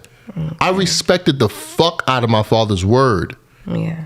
Because he showed me that I'm not just talking to you, nigga. I know what I'm talking about. I've been through this. Mm-hmm. You know what I'm saying? My mom's had anger issues or whatever issues she had, nigga. She used to fuck us up for the dumbest reasons, nigga. Like, it was crazy. I got scars that'll never go away, nigga, because of those ass whoopings. But my dad never put his hands on me. But I grew to love him so much that the way he used to discipline me, you know what hurt me the most with my dad, bro? If my dad ever came to me and said, "You disappointed me. I'm disappointed in you, nigga. my heart used to fall into my toenail. That alone, me knowing that I disappointed my father, nigga. You understand what I'm saying? The one person I look up to the most in the world, nigga. That shit made me straighten up. Whatever I did to disappoint him. Because now that I know I disappointed him in that, I got to make it better. So I got to become better. And he watched me become better, bro. And he died proud of me. He didn't die saying, I'm disappointed in you. Yeah. He died saying he was proud of me all the time. Because I chose to become better. I cared enough that I was hurting my father, bro. Your father set that up for you to admire him in order for you to listen to him. That's the thing. Like, that parent has to actually be a good parent. Like, yeah. They can't just expect it and not be that good parent and just want the kid to just come to you. That's that delusional shit. Yeah. Like, you got to actually be that a good parent. Right. Now, that's real. It's true. That's real. But, yo, guys, we're going to go to a quick commercial break. We'll be right back after these messages. So we hope you're enjoying the show so far. This is just a friendly reminder to follow us on all social media platforms. Yes, please do. Follow us on YouTube. We got an Instagram. We got TikTok and a Patreon. That's a fact. And with all of those platforms, we do offer different things. Our YouTube, of course, is going to have full episodes. You'll have everything, and you'll also have some shorts on there. On our Instagram community, we upload highlights. So these clips could span from 2 minutes all the way up to about 6 to 7 minutes. On our TikTok, of course, these clips are a little shorter, but the conversation is real. Our comments are going crazy, and on this platform, you could utilize it to have a conversation and debate back and forth if you want to. Our Patreon, we got exclusive videos. Oh yeah, all the spicy stuff that's a little bit too spicy for YouTube. So as we're transitioning into a live podcast, yeah, you will get the live shot at first, but there might be some things and some parts of the conversation that get a little too wild that we might have to cut off in the edit. On our Patreon, you can subscribe to us and get full access to all exclusive content. Enjoy the show. Ladies and gentlemen, welcome back to the We Need to Talk podcast, man. As always, to my left, we got that beautiful girl with the cap on. The We Need to Talk cap on. The We Need to Talk cap on. Those bars, right? Hey, those are bars. Don DeMarco. Oh, I said Brian Don DeMarco, but give it up for her one time. For the one time. And we do have my big sister Janae in the background, being a therapist. She over there writing in her notepad the whole conversation. Give it up for her and her notepad one time. For the one time. And y'all already know, man, these guys are like damn near partners now. Like, damn it, you about to have half of the fucking business. We got the Hot Talk show up there on the screen. Get up for them one time for the one time. You know what I'm saying? I'm gonna pass it over to you guys, man. Take it away. So basically, when it comes to this whole respecting your partner and respecting your boss, being respectful and a professional, like Jaleesa said, it's two completely different scenarios. I'm not going to go into work with the same energy that I go into my relationship. Based off of strength of we are building a future together. If I'm working under you, I respect you, but I have a little less respect than I would have for you than my partner. I know this person's trauma, his triggers, everything. So we have to come to a level of understanding. We have to compromise with each other. I don't got to do that with my boss. If I don't like what you're saying, if I don't like how you're speaking to me, I could find another job. When I'm dealing with someone that I'm in a relationship with, I'm not just going to automatically say, I could find another man. We're going to work around it. We're going to have our rough days where we can't fucking stand each other. I might not be getting anything out of it. No sex, no love, no affection, no kisses. But I'm still going to stick around. Aww, she said no this kisses. Is the person that I'm fucking with. What you say? Right. Jill? She said no. Right. She said no kisses. Yo, bro, Right. you can You're tell. right. Them kisses mean a lot to her, bro. You get paid when you're right in a relationship. That's your money that you're getting. The affection. The affection and all that, and you stay there even if you're not getting it. But God be damned if I stay at my job and not get paid. No, not gonna happen. That's real. That's real. Exactly. I can understand find that. another job. I don't think like that with my man. With my man, I'm thinking, all right, we're going through a rough patch. We can figure this out. We can get to a point. I'm going to try my hardest to get to that point for us to figure it out. It might not work because, you can't expect everything to work, but at least I tried. At least I gave it my all. With that job, fuck that job. Because I can find another one. So That's your man right. come first and fuck the job. Yes. You hear that, So lady? so Your man come first, fuck the job. that's what I've been trying to get to. That's what I've been trying to get to. They was capping earlier and saying that the career comes first. You said no. Look, you said career. You can find another job in that career. Right, Okay. right. So it was the verbiage, Janae. It was the verbiage. You can find a job, and you can easily find another job. But now, if you would have said you were just gonna completely not do nothing or whatever, then okay. Right. I'm gonna say, yo, ladies, put your man first. Respect your man over your fucking boss. Cause your boss ain't always gonna be your boss. But Right. it's kept with that your man always gonna be your motherfucking man. If Right. they doing right by you. That's not true. Speak on it, Janae. Why is it not true? That's definitely who said that? Who No, was she that? didn't say that. Oh, yeah. But She said okay. people break up all the time. Yeah, people break up all the time, but Kind of like what Iz said. Yeah. but it's usually the woman breaking up doing the breaking up though. Me and Iz have broken up a million times. No. Hold on, wait. Who initiated the breakups though? No, I'm sorry. Who initiated the breakups? Men. What? How? She All the did. time. They Okay. emotional, bro. Okay. I get it. And guess what? After the breakup, guess what happened to those emotions? They changed. That's a fact. Emotions are fake. We do not make decisions off emotions. It's gonna make us make the wrong. They're very real. They're fake. Your They're emotions are very they real. make you They think come and go. something. They make you think something that's not real most of the time. They make you look at a door and say, "Oh my God, that door looks so whatever it looks like." You know what I'm saying? But that was a bad analogy. I sounded stupid Emotions just are now. very fleeting. They come and go. They come and go. Yeah. That's what I'm They saying. come and go, but the emotions, They are real though. Here's where emotional intelligence comes into Yeah. play. You need to understand why you're feeling what you're feeling. We've had a conversation the other you night. can We had a avoid that. disagreement, and he was like, "It's not you. It's something I went through in my past." So you are emotionally intelligent enough to understand that I'm reacting this way because of something that happened in my past. That's emotional intelligence. It's not you per se why I'm reacting that way. It's coming out now because I didn't deal with it properly in the past. So I'm able to understand that, okay, this is a trigger. Your emotions come from somewhere. That's why people need to be emotionally intelligent. It comes from somewhere. Somewhere in your childhood. It's in your subconscious. But sometimes it can be the present, though. No, it can be the present, but you have to be emotionally intelligent enough to differentiate and to be able to express it and be like, oh, I feel this way because you said this, and now I'm feeling like this, and I'm angry, and I'm doing this, that, and the third. You have to be able to express it in a healthy way so we can understand each other and get better. So can I ask you a question? Who's more at fault? Who's more at fault, right? The reaction or the action? So Both. it's Like the it's person the that's the being action triggered? the action is more at fault because you can't You can't tell me how to react off of something. off of some Wait, shit.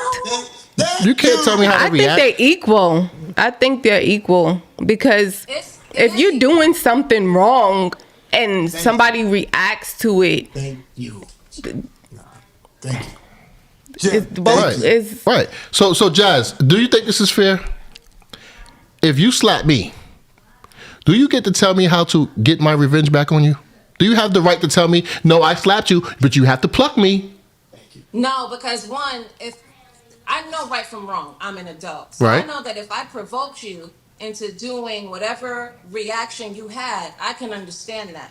But I'm also it's still fair to say that you didn't have to shoot me, like you said, because I slapped you. And if I slapped you and you slapped me back, right? You didn't have to go that far. You're still in control of your actions. Jazz, let me debunk that. I like you. I like you a lot. I like you for Iz. That's my brother right there. Thank you, Jim. Let me break this down. Let me break this down, okay? So right here, this is my famous look. You've seen this on viral clips before. This is nominal. This is 0, right? When Jazz comes to Convo and slaps him, she did 5 damage, right? I wasn't doing any damage to Jasmine. I'm at 0. Why did you give me 5? So you added +5 to my life. I'm gonna add +5 to what you did to me, and I'm gonna punch you. You can't tell me to be equally fucked up to you. If I'm asking for no smoke and you give me smoke, 5 of smoke, I'm gonna give you 5 more than what you gave me. I'm about to walk up the set. That's exactly how you have to think of it. You can't tell me how to react to something that wasn't warranted. That I didn't. You know what I'm saying? You can. You can't tell me how to everybody's react. control of their actions. You can't tell me how to react. Then don't slap me. If you don't want to get punched, don't slap me. You can't tell me just to slap me back. Because then if you punch me, I'm gonna shoot you. She don't get it. She don't get it. She don't get it. Two for now. She don't get it. I argue tooth and nail because at the end of the day, I'm trying to tell you, bro. All right, so wait. She arguing tooth for now, bro. Let's say this. If you say something to me like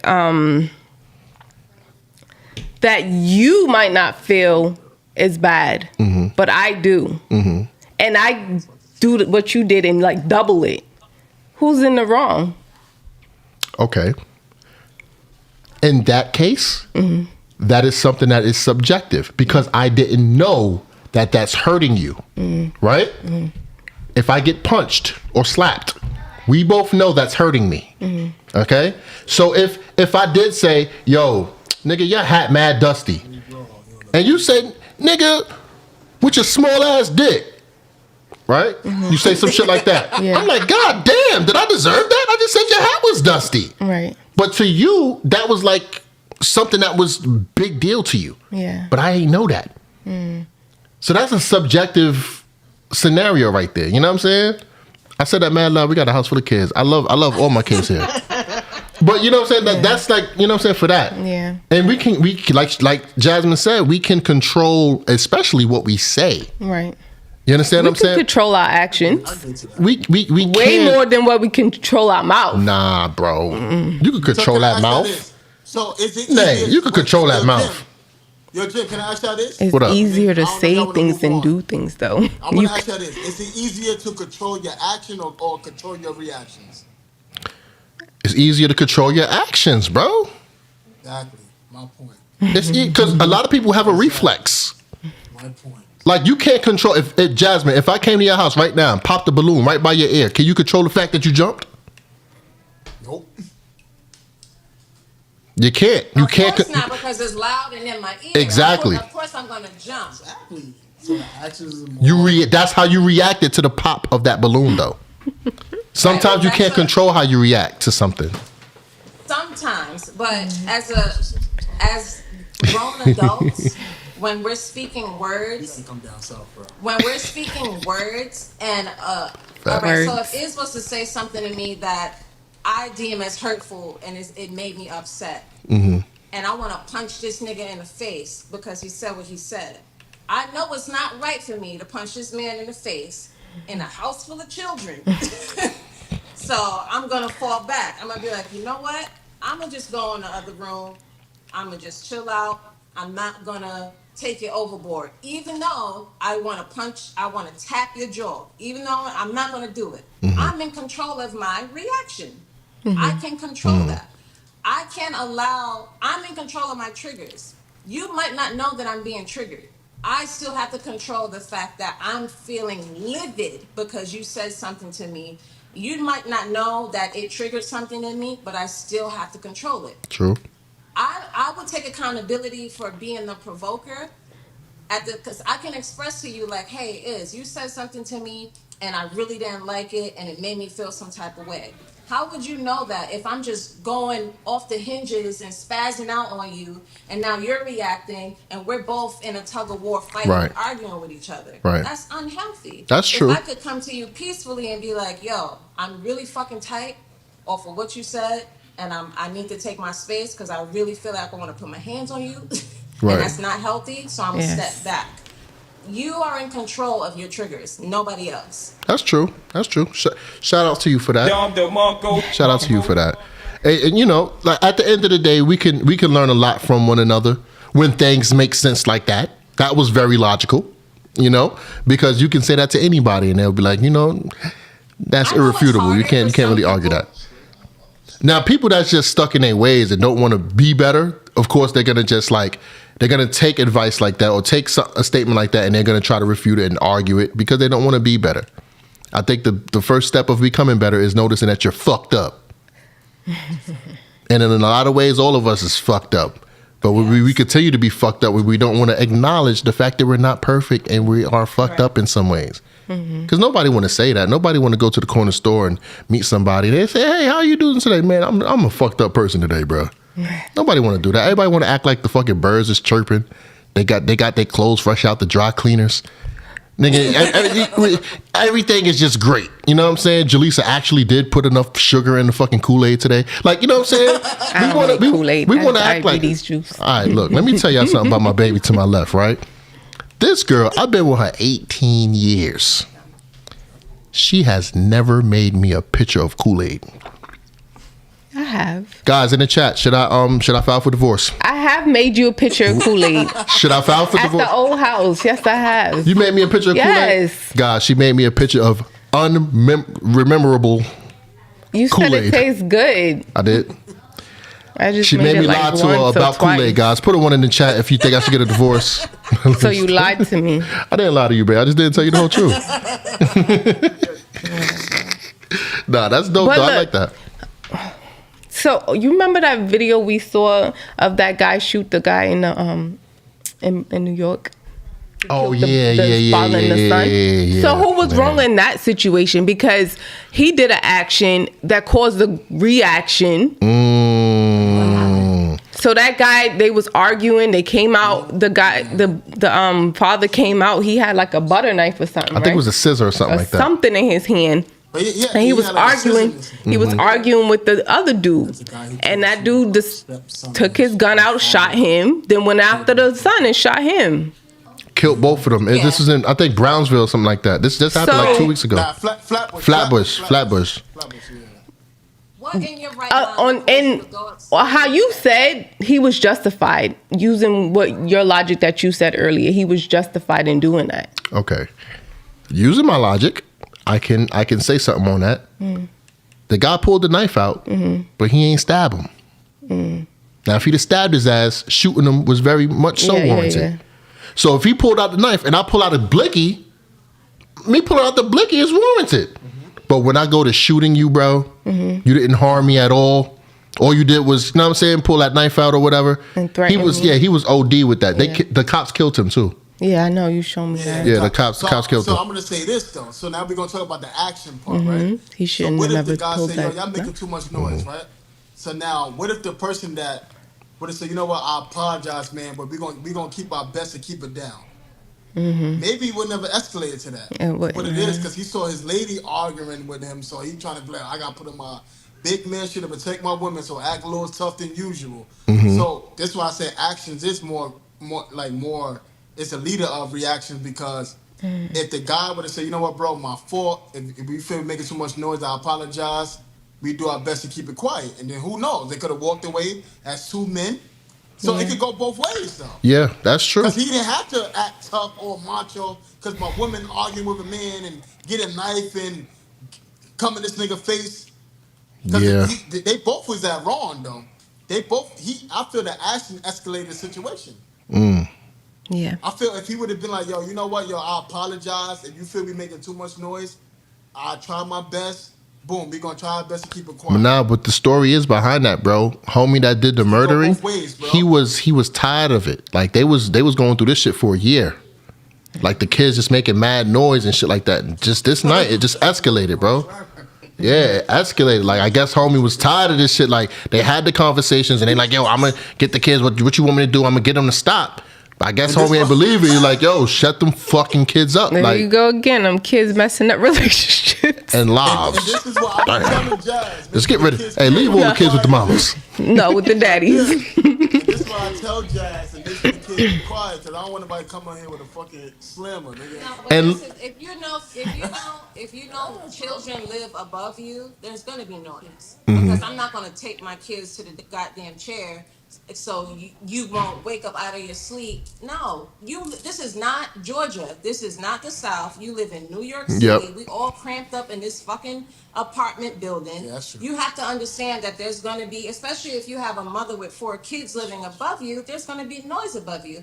And if you come knock on my door, I'm going to say, listen, I'm sorry that it's a lot of noise, but I have 4 kids. And that's the prime example of why, especially men, shouldn't react off of emotions. I heard it saying on the internet, you know, saying when guys react off of emotion, it Everybody's induces dead. Right. Violence. I'm pretty sure their This egos, is why Violence. egos came in. And this is why the crime in our community is high because I'm not gonna go because I'm not trying to be sexist, but a lot of black men are being raised under women, under their mothers, single moms, and women are more emotional. So when you're raised under emotional energy, you're gonna be more emotional than logical. right. If somebody step on your shoes, you're gonna be like, what the fuck you doing? I'm gonna fucking smack the shit out you. Right. That's emotions. Right. Women don't teach logical. So that's why a lot of crime rates in our areas are high because black men are being raised on emotional energy. We think with emotions versus with logic. If somebody step on my shoulder, That's like, true. oh, bro, if the nigga say sorry, I'm like, I bet I let it go, bro. It's cool. But the first thing we go back, I'm like, what the fuck you do? Why you step on my fucking shoes, nigga? Watch where the fuck you going. Then now that nigga not gonna appreciate how you talk to them. Now that shit gonna escalate. True. A lot of black men are more emotional than logical because we raised by our mothers. That is true. That is That's very why we much fuck- true, bro. That's why But we go to jail. so because we if that's the emotional. case, I'm just questioning. That's- If that's the case, I get what you're saying. I get it, but shouldn't you be less violent then? Because they aren't violent. They're not teaching you violence. But that's how we by nature react. You know what I'm saying? We by nature, when we get emotional, we get in our joint. Yo, you know how many times that I wanted to do damage to somebody that I couldn't do damage to, and it made me cry because I couldn't do it because I knew if I did it, I would get in trouble. Like you get so mad, you crying because you want to fuck this person up, but you can't because you're going to get suspended or shit, something. You know what I'm saying? Something. Yeah. You wind up crying. We react with violence. Is that because you guys don't know how to handle your emotions? Because you weren't taught to express them in a healthy way? How do you express emotions in a healthy way? I love hearing these things, these cloudy terms on the internet. How do you express emotions in a healthy way? Well, I'm not even saying to express it to that person. You can express it to yourself in your mind. Why am I reacting this way? So it's a conversation with self. That's how you express. You can, yeah. Healthy? You can, yeah. It always starts with yourself first. You always think about something first before you say it, right? So, Well, most of the times. yeah, most of the times you're right. Yeah. Arguments is fucked up. Guys, don't fully believe them in arguments. Away from a problem versus Huh? added on to the problem. Right. I always tell if we Go to the gym. That's good. Somebody said something? She said go to the gym. Like, Go to the gym? Right. That's a good way to let off some steam. Everybody different. Depends. It depends. Play a video game. That's what I do. I hop on that fucking video game, nigga, and Bro, a lot of black men are I be emotional bad. because we raised under our mothers, bro. That's No. just- Yeah, that is. I agree that's with a that. fact. 190 A lot million of black percent. men, I'm gonna be honest. I'm gonna be real. We more emotional than logical, bro. And that can be a reason why our women don't really trust us to lead, because we've showed them some emotional reactions. So they like, this nigga acting like me. The But fuck? it's more than mom's fault. Yeah. When you get to a certain age, you understand what your role is in a relationship. if you know that you were raised by your mother and you take on more of an emotional role, or you give off more emotions than you should, do the work. Do the work to get back to your Huh? Do the work of what? To get back to your masculine energy, because you talk about men are supposed to be logical, but you literally just said that a lot of black men are emotional because they were raised by their mothers. So you need to go to therapy and do the work and do the research to get back to you on who you're supposed to be in the household, so we not clashing all the time. Let me ask you a question, Jazz. Who do you know personally? It's easy to say it dumb. Who do you know personally? I want you to say the first letter of their name. Who do you know personally that has went to therapy and it just changed their life for the better? Black people don't believe in therapy. I need to ask Jazz this question. That went to therapy and it changed. Yeah, your it was life? the answer, because the women think therapy is the answer to every fucking thing. Really? No, I don't. That's the thing, because I don't even. I'm saying it as that's an option. Mm-hmm. If you're not, because I'm the type of person, I don't like therapy. I don't like sitting on my phone talking to a therapist and they're telling me information.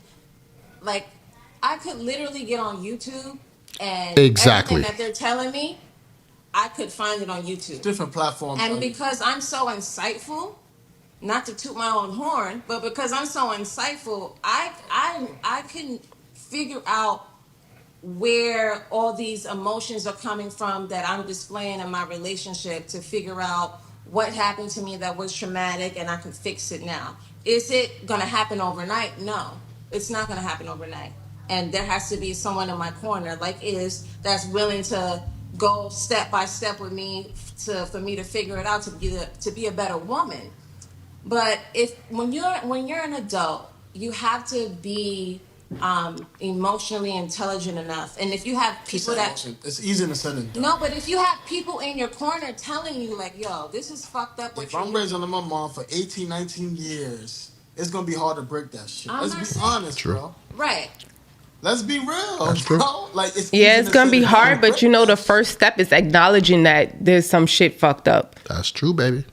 You gotta acknowledge it, and you saying I've been raised by my mom and whatever is kind of you making an excuse instead of trying to actually change. It's not.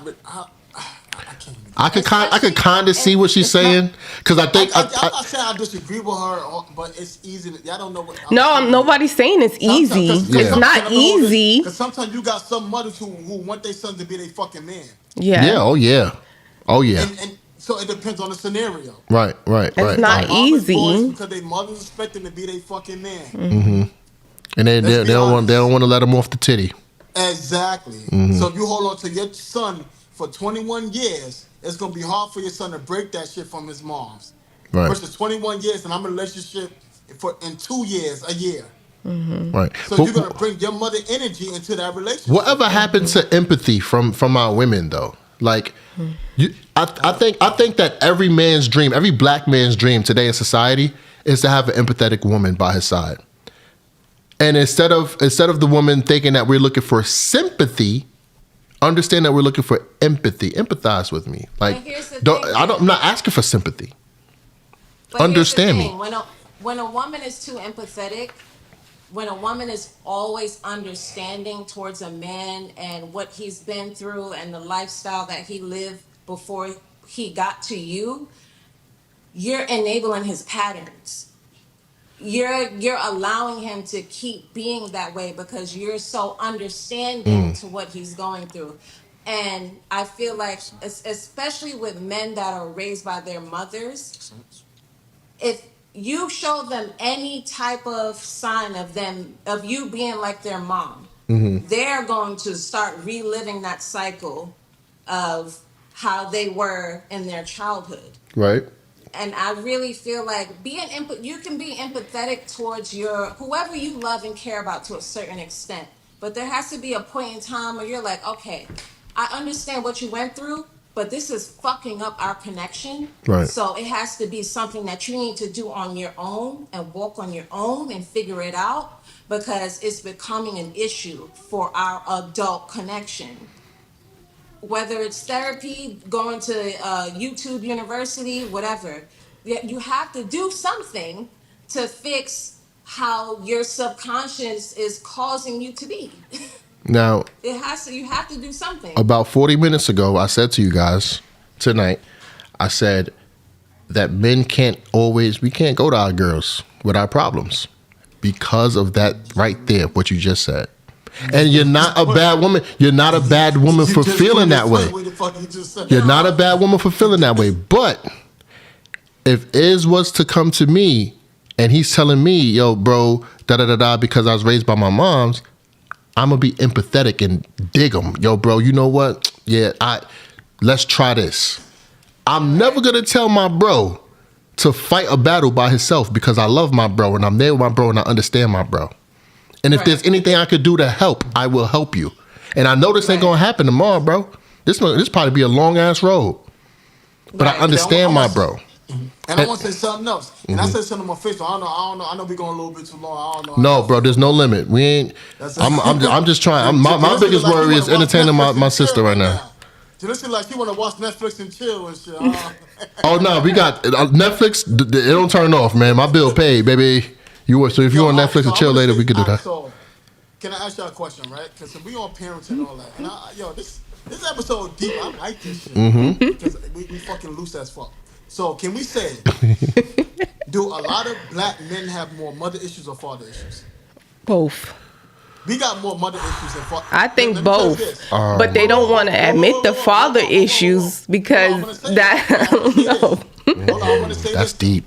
Somebody, if black men are more with their mothers and then their fathers, we got low key got more mother issues than father issues. On the surface, I can't have an issue with a parent that's absent. Yeah, you have abandonment issues. Okay. Janae said you could have abandonment issues, which is very much true. Not only abandonment issues, also self-worth issues. Why am I not worth it enough for my parent to be in my life? That's more like it right there. With the abandonment thing, I could touch on that, Janae. I don't give a fuck if you abandon me if I don't love you. You understand what I'm saying? So if I don't know my pops and that nigga abandoned me, I don't care. I don't know you, nigga. But if my mom's, the woman I grew up with, abandons me, that's a big fucking deal. Because lady, I know you. Right. You know what I'm saying? So that's the difference with that. But when it comes to the dad though, bro, low key, I ain't gonna hold you, bro. Low key, daddy issues hurt. Daddy issues hurt a lot. Now, okay, my situation, my story is all over the internet, bro. Millions of views. So this is no secret, okay? I have mommy issues, all right? Big ones. You know what I'm saying? Not because I was a bad child. You know what I'm saying? Not because I deserved it, bro. It's just that's the life that God blessed me with. You know what I'm saying? But with that lifestyle, I became super fucking creative. I became a tryhard. I became a great father. But anyway, I can definitely say, bro, that I've cried many tears, bro, because I don't know who my biological father is. I've cried the worst tears I've ever cried in my life was because I don't know who my biological pops is. The worst ones. You understand? The ones that hurt. You ever cried to where your face hurts? Your eyes literally hurt? Those crying sessions, bro. And I've had a lot of them. I had them as adults. I had them in my new home here 2-3 weeks ago. I had them at work. Some lady had to come hug me, bro. Jalisa ain't even know about this. I'm in a control room bawling, bro. Bad. This is me as 35-year-old Jimmy, nigga. So the father shit, I think it's the absentee father issues. That as a dude, I would love to see like who my OG is, bro. What that nigga look like, what that nigga sound like, what his mustache pattern is like. Like, you know what I'm saying? Like, dogs, could we throw a football together or something like that? Like, you know what I'm saying? Me, boy to boy, bro. Like, you understand what I'm saying? Like, I had it with my dad. I know. But I know, and I feel like, and I know that if it was with my biological dad, it would have been a different experience, bro. Yeah. But he would have had to have been there. You know, like how my dad, you know, Mr. Miller was there with That's me. A fact. You know what I'm saying? Like, he can't just pop out when I'm 18 years old and want to throw a fucking football. Bitch, I know how to throw a spiral accurately now. You understand what I'm saying? I don't need these. Hey, son, you need some money? No, bitch. I make more than you now. I don't need none of that. Honestly, all I need is a story. That's it. Yeah. That's why I said, like, I think the mother thing is more on the surface. Like, that's right there. But that dad thing is, like, in It's your some core. deep It's shit. like, yeah. Because, bro, we are the men of the world, bro. We are the men of the world. Like, they're our nurturers. They nurture us. You understand what I'm saying? But when you don't have your strength there, bro, and you got to wonder where you're going to get your strength from. When my dad passed away, that was my first fear. Damn, where am I going to go to? Because before I was crying to my niggas, I was crying to my dad, bro. It was my dad that had those conversations with me, man. Those one-on-ones. When I was wondering why I don't have nobody at my fucking graduation for basic training. When I was wondering all of this shit, bro, all the time. How come my fucking kids only know my wife's side of the family? Dad, help me, nigga. Because in a way, I feel a way about having them come meet your family because there's no biological bond there. You know what I'm saying? It's just the questions. I think an absentee father leaves you with a lot of self-doubt and a lot of insecurities, bro. Yeah. Because you don't know, you don't really know who you are and where you're from. You got to make that shit up as you go. And it's like you're teaching your kids something that you're learning on the fly, nigga. I wasn't raised to have none of these morals, and I wasn't taught nothing, nigga. I'm teaching myself every day. I literally taught myself everything in my house, nigga. I went to school and passed one thing, nigga. And that's audio engineering. Everything else, self-taught, nigga. I don't even know who the fuck I am. I'm living every day just off impulse, nigga.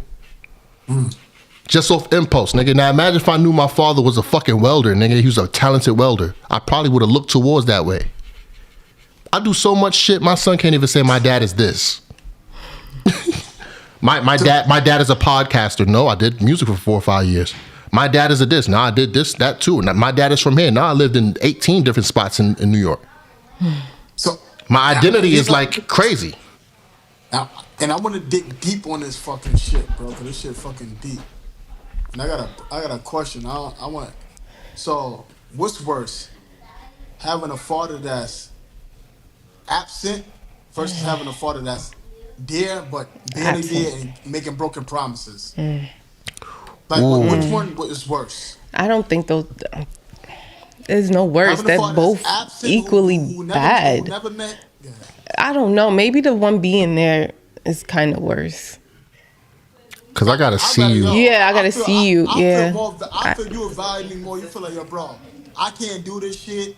I can't raise no kid versus you in my life making broken. Yeah. Promises. I think that one is worse. You saying that you gonna come around? You never fucking come around, bro. Yeah. I had fucking time while I was looking at the fucking window. Yeah. Yeah. That's. He never came. Talk about it, bro. I would rather this nigga never be in my life at all versus that shit. That's true. Yeah. I feel a present father who want to be in and out, make broken promises worse than an absent father, bro. At least an absent father is more real, value more. I can't do this shit, so and I'm consistent. allowed you to have the energy of another man taking my place and raise you as a man versus me want to be here, have the 1 foot in, 1 foot out, and making broken promises to you. That broken promises shit is crazy, bro. And you see how you said that with way more emotion than when you was talking about your mom. Both of you. What you mean? The way y'all expressed that about your fathers was way more. You had way more emotion in it than when y'all talked about your mothers. Yeah. Because deep inside of us, I'm telling you, I agree. I agree with that shit, baby. Like, deep down that absent father shit. Nah, shout out to Jaleesa one time for the one time, man. That's like, because that shit is real, In a way, it kind of sounds like a lot of resentment and a little bit of hatred there. Nah, yo, honestly, I don't think I hate him. He getting better, bro. Honestly, honestly, I'm gonna be real with you. I rock with my father now. We getting better. That's good. Like I believe in divine purpose. Maybe it wasn't meant for him at that time. To be there at that time because it made me as strong as a man as I am today. You know what I'm saying? So I feel like me and my pops, we actually breaking bread now. He actually trying. He getting better, bro. That's good. I don't hate him now. I feel I get along more with my pops and my mom, to be real, but I don't want to go deep on that. But you know what I'm saying? So ladies, can I ask y'all a question? Yeah. All three of y'all? Now that you just heard some barbershop talk, this is barbershop talk that we just gave y'all. Dead ass. We don't do this shit around women. You understand what I'm saying? Now that you see some of the expression and how we do talk amongst each other, do you understand a little bit why sometimes we might act in a way that you don't fucking understand, that you don't get, that you won't accept, things that we go through that we don't ask for? That's good shit, bro. Now, this is some shit that's supposed to be default to us, is the love of a parent. That's supposed to come default. You guys got that shit on both sides. So I know it's very hard for you two right here to understand when a person comes through something like this and what it could do to you, right? This is why I ask the women to empathize. Now that you have the information, okay, are you more empathetic to your fellow black man? Not sympathetic. We don't want your sympathy. We need you to understand why we said this way, why we don't want our girls looking like this, and why we don't want our boys talking and walking like that. There's a reason behind it. And a lot of us in Brooklyn, from where we from, we are boys raising ourselves. A woman can't raise me. My wife can't raise my son by herself. What she know about being a nigga? How she gonna tell that nigga how to handle when fucking his joint stand up when he in class? She don't know what the hell what that's like. How she gonna tell my son how to handle being rejected by the girl that he fucking loves in his mind? How she gonna teach my son about rejection? Y'all girls don't get rejected? Yes, we do. Yes, we do. By who? Probably not as much as y'all, but we get rejected. So we are masters. We are masters at this shit. We are masters at this shit. Probably in a lifetime, you guys probably get rejected. I'm talking about on a relationship level, in a love, in a societal level, probably 5 times in your whole lifetime. Probably. We get that shit in a week. That's why it hurts more when we get rejected. True that. All right. So, Jim, you asked us women, how do we feel and what do we think about, like, what you guys are expressing to us? Right. I've always been, this is my 3rd real relationship. Got you. Like, my first relationship was 13 years. The second one was 6 months plus like 5 months of off and on. And then me and is going on 3 years now. Within those 3 relationships, I've learned more about black men. And all 3 of those relationships, the black men that I've dealt with had issues with their mom and their fathers not being in the picture. And if they were in the picture, they were in and out. So they were raised by single mothers, and they either had a stepfather trying to come in and take the dad's place, and just not having a father in the picture at all. So now dealing with someone after I've had children, I don't have kids with his. One day that will happen. And I think me being in a situation as a person with children, having 2 failed relationships and dealing with a man with no kids, it's given me a better understanding of how black men operate when they don't have a great relationship with their mom and barely have a relationship with their dad, and how it can emotionally affect them. I get that it's really hard for you guys. And it's hard for you guys to express yourself emotionally. And I think that's why I take on a more empathetic stance when it comes to men.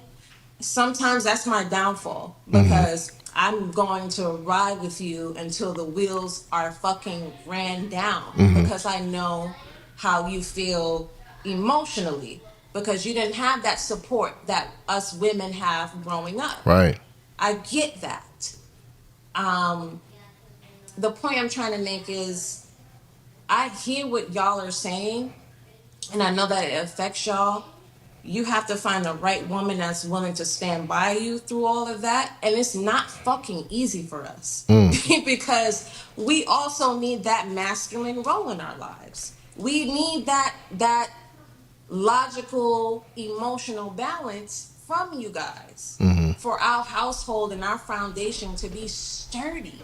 Right. So if we're going through that, with you guys, knowing where you come from and your background, that shit is fucking hard. I get it. Especially raising kids in the process. It is difficult. It is challenging, and we are tested every day. Our relationships are tested every day, and it really just boils down to us being on the same page of, listen, I'm with you, you with me, we locked in. And if you're not locked in with the person that you're with, knowing that you're going through all of that childhood trauma, then fucking you figure your shit out on your own. Don't have us sitting here working with you and you're debating and fighting against us the whole time. Realize when you have a real one. Right. And no, like that could be. You married Jaleesa. Oh yeah, and I tell her all the time. I even tell her moms, because I love her moms like second. This is the woman I love the most in the world. She's a woman I love the second most in the world. You understand what I'm saying? And she's my mom's, bro. You know what I'm saying? So I tell her all the time that I love her so much that I don't even want to bring any stress her way no more. Because her mom's helped me out with a lot of shit. She done took me on rides and spoke to me and told me she loved me since I met her, bro. Over half of my life. But now I'm at a point to where it's like, now I see she's getting older. I don't really want to come to her with things that's hurting me because I don't want to feel like a burden, right? So that's another thing that men go through in their relationships. We don't want to feel like a burden to the woman we love. You understand what I'm saying? So sometimes we're not going to come to y'all with that, but you will get the end of the effects of said stress. The attitude. You'll get the attitude. You'll get the, yo, why you made this promise and fucking didn't live through it, because he's dealing with something that triggered him from his pops doing that shit.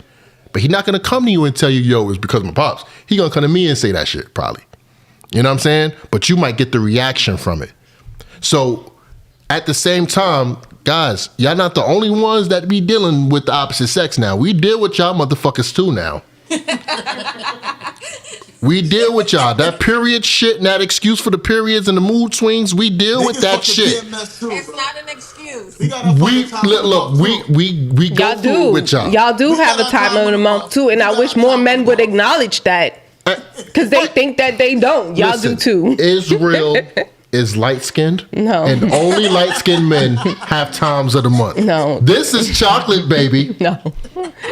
Y'all be having y'all times too. Yeah, we have our moments. We have our moments, but we gotta understand that this shit is coming from somewhere. It's coming from something, bro. You understand what I'm saying? And I think that's what's gonna help families stay together and be strong. More empathy, bro. You understand what I'm saying? We gotta understand each other. We gotta more. You know why? Because we advocate for family and togetherness. Yes. So with that, deep, bro. With that, I think that this is a dope ass conversation. Bro, I enjoyed this fucking episode. It was great. It was therapeutic. I appreciate your transparency, both of y'all. You know what I'm saying, on that side. You know what I'm saying. Our transparency. This is a very transparent freaking episode. Shout out to Janae being in the background. You know what I'm saying. She's been out there. She got some things on her mind. She gonna chop it up with us after this camera's off. I know it. I know she being shy. Yeah, you know her. You know her. But We're gonna end off this episode, man. Do we have anything coming up in the future? Like, I know that we were supposed to get on you guys' platform and have a conversation. He was gonna do rebuilding trust in a relationship. Yeah, so if y'all not rebuilding trust, okay. If y'all not busy on fucking Thursday, if y'all want to join the platform, we can do that, bro. Okay, yeah, I'll be off on Thursday. You know, I'm a type of person. Yeah. If y'all not busy on Thursday, yeah, we're gonna do that. So yeah, y'all welcome to join. All right, so if you guys made it to this far in the show, man, appreciate y'all for tuning in. We appreciate everything. Please hit that like, share, subscribe button so we can get monetized, so I can stop working at my job. I want to do this full time. You understand what I'm saying? But it has to make sense financially, guys. You want better content? You want me to start joking on people? What do you want? I'll do it. Just subscribe. Get us money. We're already doing the viral thing. We're doing that. We need this shit to start making some damn money. You understand me? So, but anyway, thanks for tuning in, man. Shout out to the Hot Talk Show. My boy is our homegirl Jazz in the building. One time for the one time. Shout out to y'all. Thank you. Yeah, as y'all already know, man, it's your boy Convo. I'm Jaleesa. Peace. Bye.